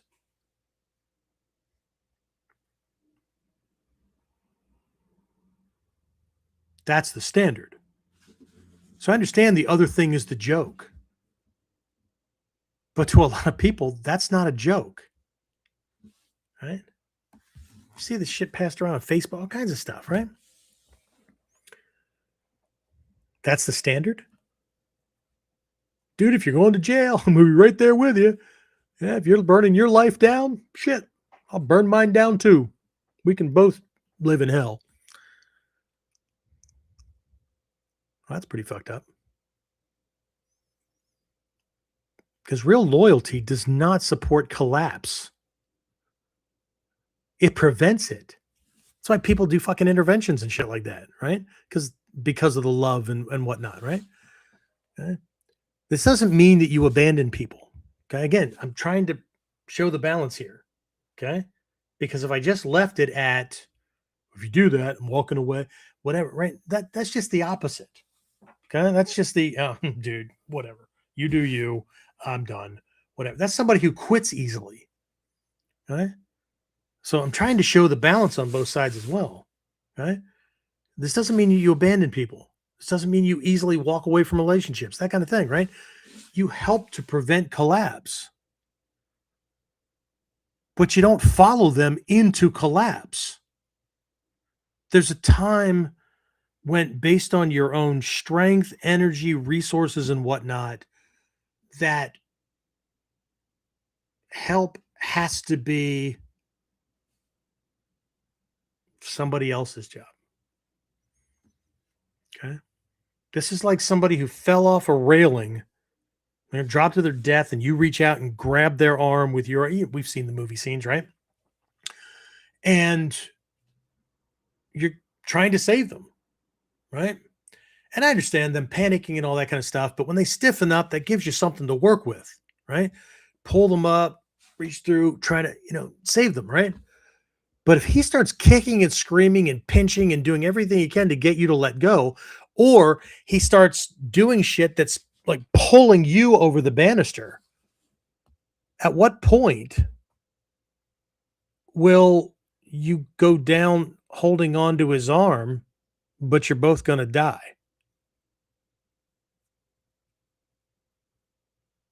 But again, people hold on to these freaking beliefs, right? And a lot of them are all based on misquotes, like the blood is thicker than water thing.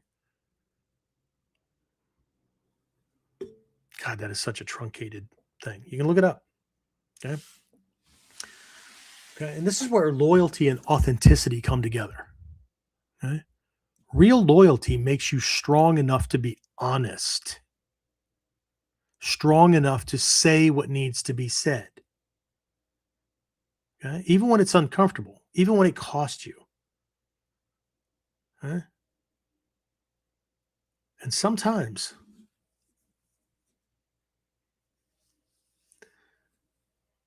it requires you being strong enough to be the villain in the story that they tell later.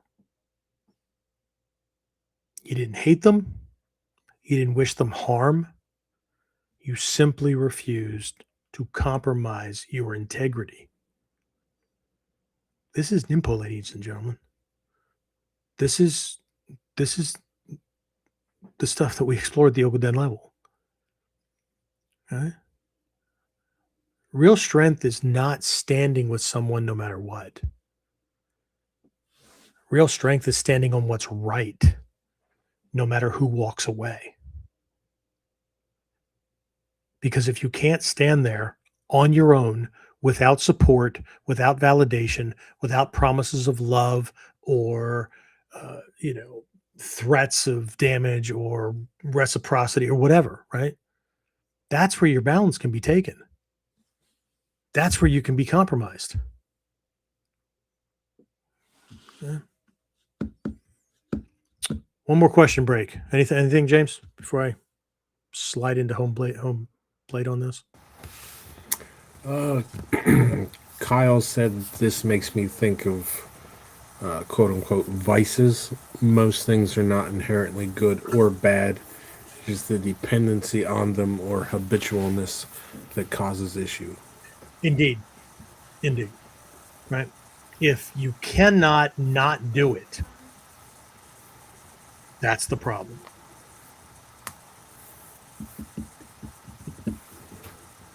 That's the problem. Because you're not in control. Right? That's a dependency. There's a reason they call it a chemical dependency. There's a reason that they call it, right? Or whatever, right? Absolutely. Okay. The question is, are you making that choice? In Mikyo, we've got the 12-fold chain of dependent origination, which is just another bigger way of describing karma. And there's this point in the links where ignorance gets cut, okay? But it's not at the ignorance link, because the ignorance link is actually so subconscious that you don't recognize it until a certain point, right? And so come around here through all these things, and then you hit this point of desire. But desire, people read desire and they're like, oh, you want something, okay? Desire could be wanting the opposite, okay? I don't want this thing, okay? So what is it? Am I desiring to have this or to not have it, to prevent it, whatever, okay? So there's the desire, and then there's the grasping, okay? The physical act of getting it, repelling it, whatever. And then there's grasping, clinging, and then there's becoming and whatnot, right? This is where we cut it, right? Between desire and grasping. Because what cuts it is the intellect saying, does this serve me? Does this serve the goal? Does this serve making me who I am, right? Does this belief, this thought, this action, this whatever, okay? And it's what cuts habits, okay? Because without that awareness, that question, the habitual tendency just runs the chain, okay? But if we can catch ourselves between desire and grasping, we can ask that question, does this serve the goal? And we make a decision based on that. Now, the right answer in that moment could be the same thing I always do, but I've analyzed it. That's what removes it from the realm of ignorance and puts it into the realm of enlightened action. Okay? So I'm not a smoker. This is going to sound very counterintuitive. I'm not a smoker, but every once in a while, I enjoy a cigar. Okay? I'm not a drinker, but every once in a while, I have a beer or I have a whiskey or whatever. The whiskey usually goes along with the cigar, but we're talking like I just had one the other day, and I haven't had one for 3 or 4 months. Go in the refrigerator, there are drink choices and stuff. Got cold beer down here. I've got these, whatever, right? I can pick and choose, right? Very rarely do I grab alcohol. Very rarely do I grab a beer. Okay? Which is really funny because my wife and I have like things that we like. And if you came into our house, right, she has her little nook and I have my little nook and whatnot, you would think that we were like drinkers. Right? We go places and stuff, and we'll visit wineries or whatever, right? Bring back, some bottles or whatever. Usually they're on hand for gifts for special occasions or whatever. But at appearance, people be like, "Holy shit, you big drinker!" Yeah, no, those bottles have been around. Okay, they were gifts from people, or I have a big bottle of sake that a student who tested for their black belt gave me. James, when did Drew test for his Shodan? Was that like 2 years ago, 3 years ago, something like that? Right? I still have this giant fucking bottle of sake. Really good stuff, right? As a matter of fact, I just remembered that I have it. Right? Another student, when they passed their black belt test, right? Since they got a gift, right? A couple of cigars, big bottle of this special whiskey and stuff. Neither of these things have been opened. Okay. But that's the difference. Okay. There's certain conditions and certain things that, well, I'll take some time, have this, right? Relax some muscles, whatever. Okay. But when I can't make a free choice without tension or pressure, internal or otherwise, now it's not freedom. It's not doing it or not doing it. It's why. It's the reason. It's the intention. Okay? And that's what makes it hard for a lot of people, because they just want they either need the rules, they want the rules, or God damn it, nobody's gonna tell me what to do. Right? I ain't following nobody's rules. Okay. My only question to anybody is, how is that working for you? Okay? Because the partner or the attacker that's off balance could be grabbing harder. They could be stiffening up to not fall down. They could be doing all kinds of things that they feel strong, they feel in control, but they just don't understand why they're still fucking crashing. Okay? Because it should be working.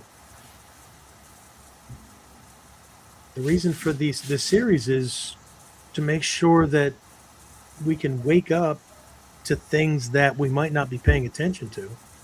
Right? Again, Okuden level training, Jonin level training. Right?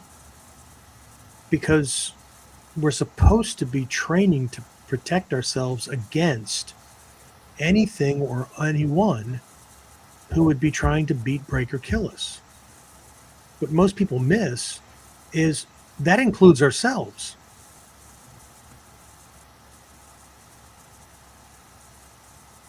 It's very difficult to worry about anybody else or to defend against anybody else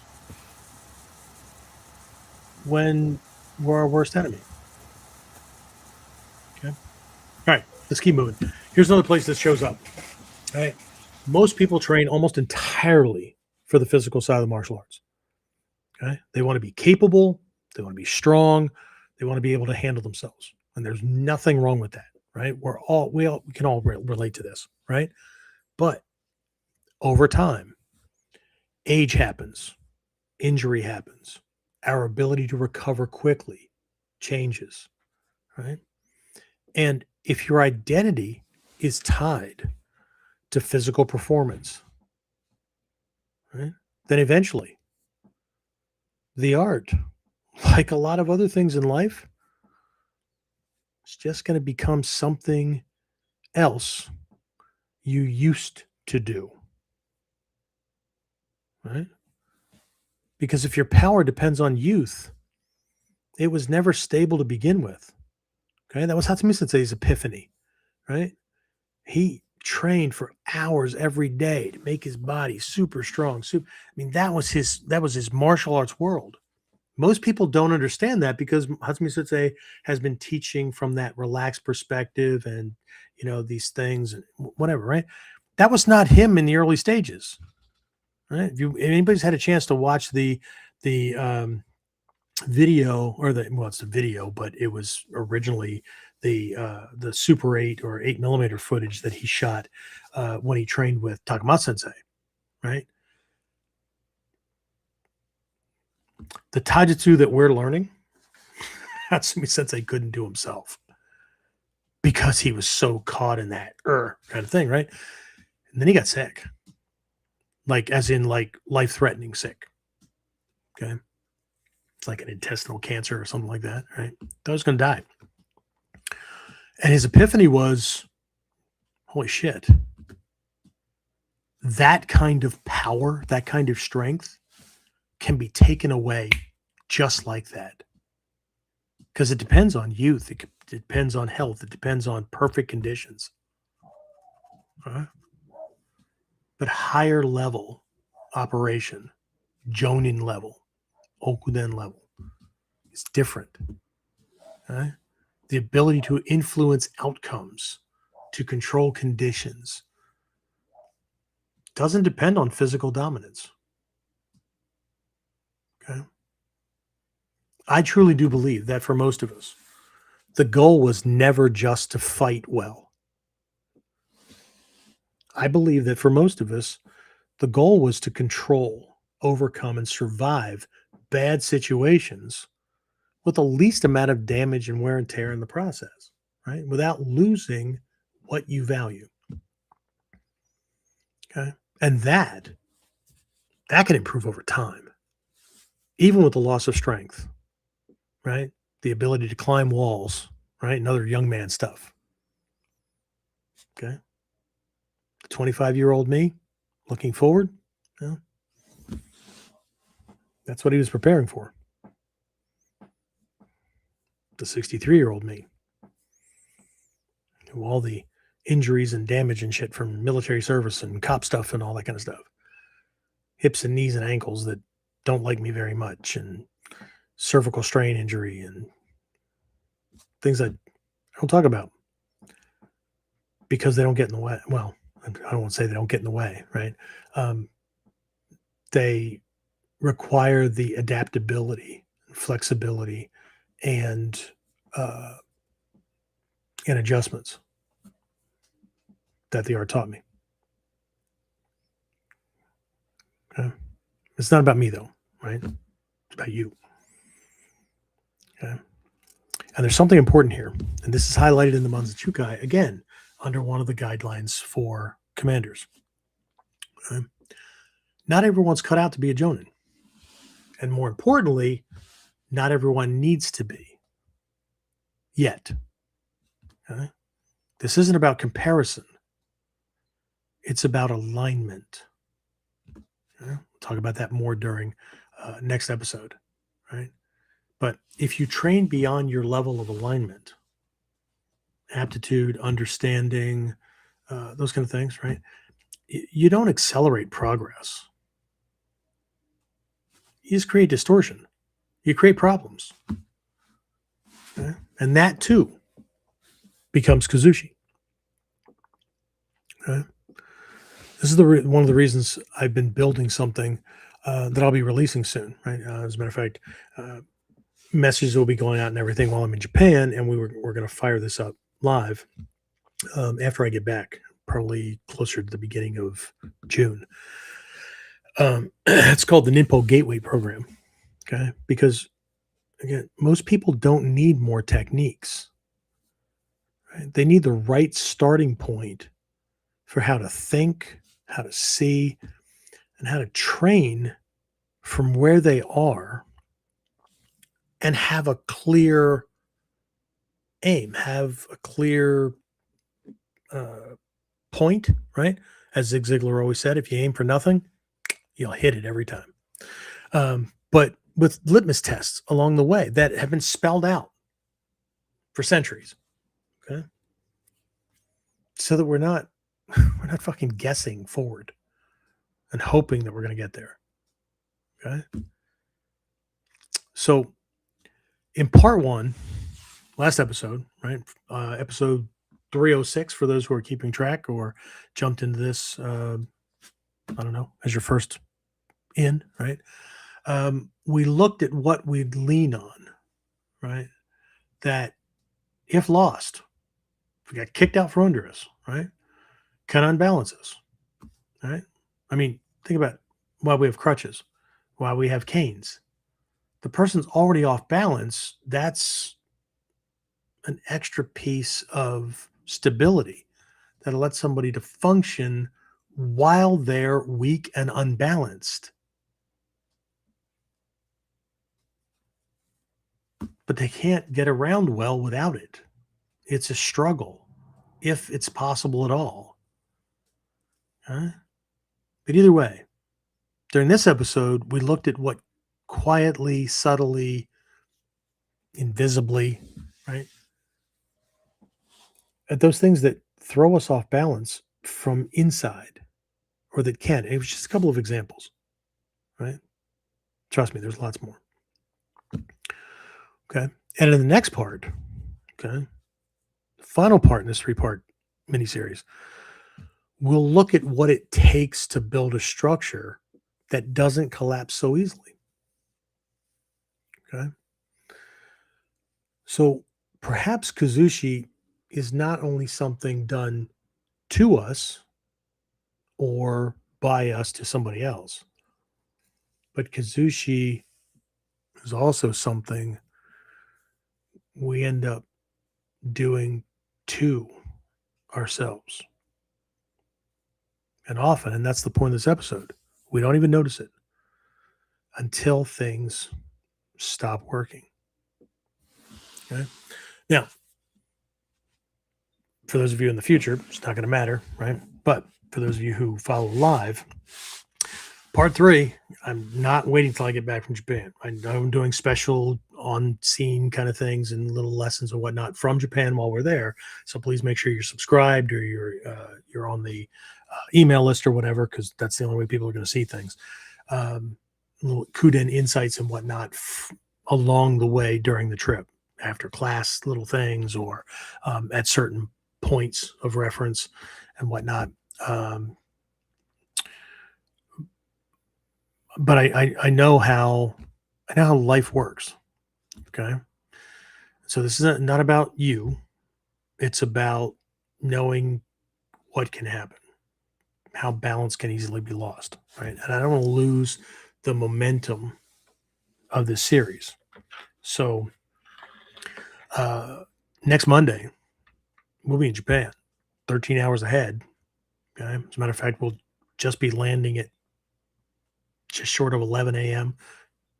Japan time, which will be 10 p.m. here. Okay, which means I will be in the air when we would normally be doing a KUDEN.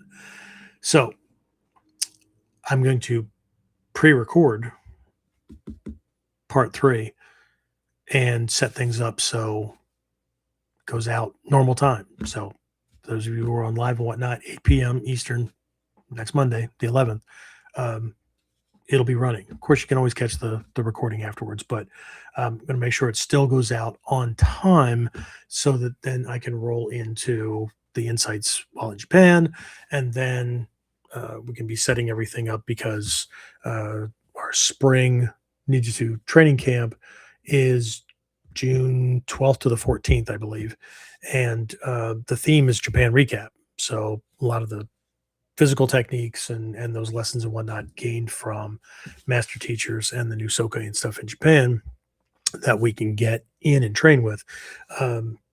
That's what we're going to cover for that. So even if you can't make it to Japan, okay, you don't have to miss out on the lessons. Anyway, so don't just study what's visible. Okay. Don't just study what seems obvious. At this level, we study what shifts underneath it, right? We study, find, ferret out, and make corrections to and around what prevents things from working before they prevent things from working again. Okay. That's what I have for this one. So, James, any last minute questions, comments, aha moments? Sensei, you're full of shit. I always leave the door open. What? Alan said you can't make someone else happy if you're not happy. Can't make someone happy no matter what. you're trying to make somebody happy, then you're filling in their gaps. Somebody can be happy around you. Somebody can be happy with you. You never make anybody do anything. Okay? Same thing with angry, same thing with whatever. Okay? You can do the things that you know will push their buttons, but I think that's one of those inner things that people run around trying to make sure honey's happy, or their friends out angry at them, or people know they care, or whatever. Okay, that creates hesitation. It creates okay. Now, strategic application of those things that maintain relationships. What are those things? Because some people are attached to other people who need someone to make them happy, to make sure they're not angry, to fulfill their needs. Okay? Not saying it's wrong. What I'm saying is, until we know the why, we don't know. We're not trying to be, or we're not being, there's not an attempt to control us. Okay? Because far too many people get involved in relationships to fill in their own holes and cracks. So instead of working on themselves, they find somebody who is weak in the areas they're strong, and strong in the areas where they're weak. Okay, so not saying it's wrong, but when it's working well, it's awesome. The question is, what happens when it's not working well? Okay, it's my wife and I. We both have strengths, that kind of thing. But when something's not working well, and it's a me thing or a her thing, we let the other one know. I don't need you to fix it. Okay? I'll explain what I'm going through, or explain what I'm working on. I don't need you to fix it. This is not a you thing. Okay? I need to fix this because it'll make us stronger as well. Okay? But when somebody who has that dependency thing, when they're doing it, they absolutely expect the other person to fix it, or there will be hell to pay. Or there will be a fucking meltdown, and then they'll apologize later, or whatever. Okay? It's a form of abuse. Okay? So, again, I understand the whole if honey ain't happy, ain't nobody happy.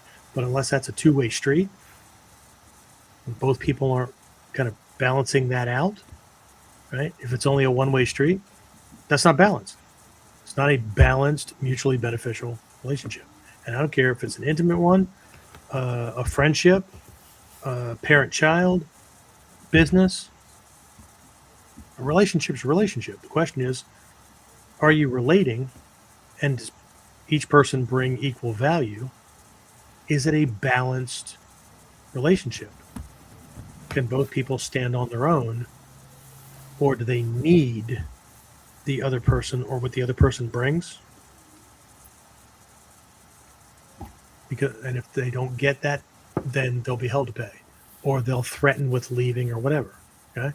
Are you strong enough to say, I must have missed something in the beginning because I didn't realize our relationship was based on capitulation. So if you need to be happy somewhere else, I care about you enough to let you do that. Okay? The manipulator won't leave. It's too hard to find somebody else. Okay? But staying with a manipulator, staying with a narcissist, staying with... God, that's an energy suck. Anytime you can't be yourself, authentically you, and you got to worry about whether the other person is happy, not, whatever, that's not freedom. Can you be happy together, or are you happy because the other person is doing all the shit that you want done, Or are they happy because you're doing all the shit that they don't want to do? Whatever. Yeah? These are the hard questions. Yeah? These are warrior questions. It's not about being a dick. It's about making sure there's balance. Because if there isn't, then you can't easily and effectively do what needs to be done when you need to do it. It's kind of like working for a corporation. James, you work for a university. That's pretty much the same, right? Indeed. When a problem needs to be solved, how many layers of fucking red tape has to be gone through, and each layer has to say yes, or it doesn't happen, right? And then money's wasted, time is wasted, right? All kinds of shit. Oh, Yeah, absolutely, right? So it's bad enough when an entity like that that happens, and it's just because there's too many human beings involved. Okay, but don't forget, okay, could just be happening to me, second guessing myself, lack of confidence, self-esteem, whatever, right? Crippling beliefs, or it could be happening in relationships that I'm having, or hopefully it's not. Okay, took me a long time. But these are the lessons that nobody wants to look at because these aren't the fun ones. The fun ones are like, doing the cool shit and, feeling powerful. Can we feel powerful without the dogi, the uniform? Can we feel powerful outside of the four walls and ceilings called a dojo?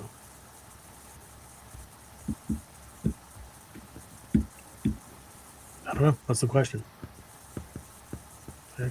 I know what the answer is for me, but I also know what kind of work it took. And there's still work to be done.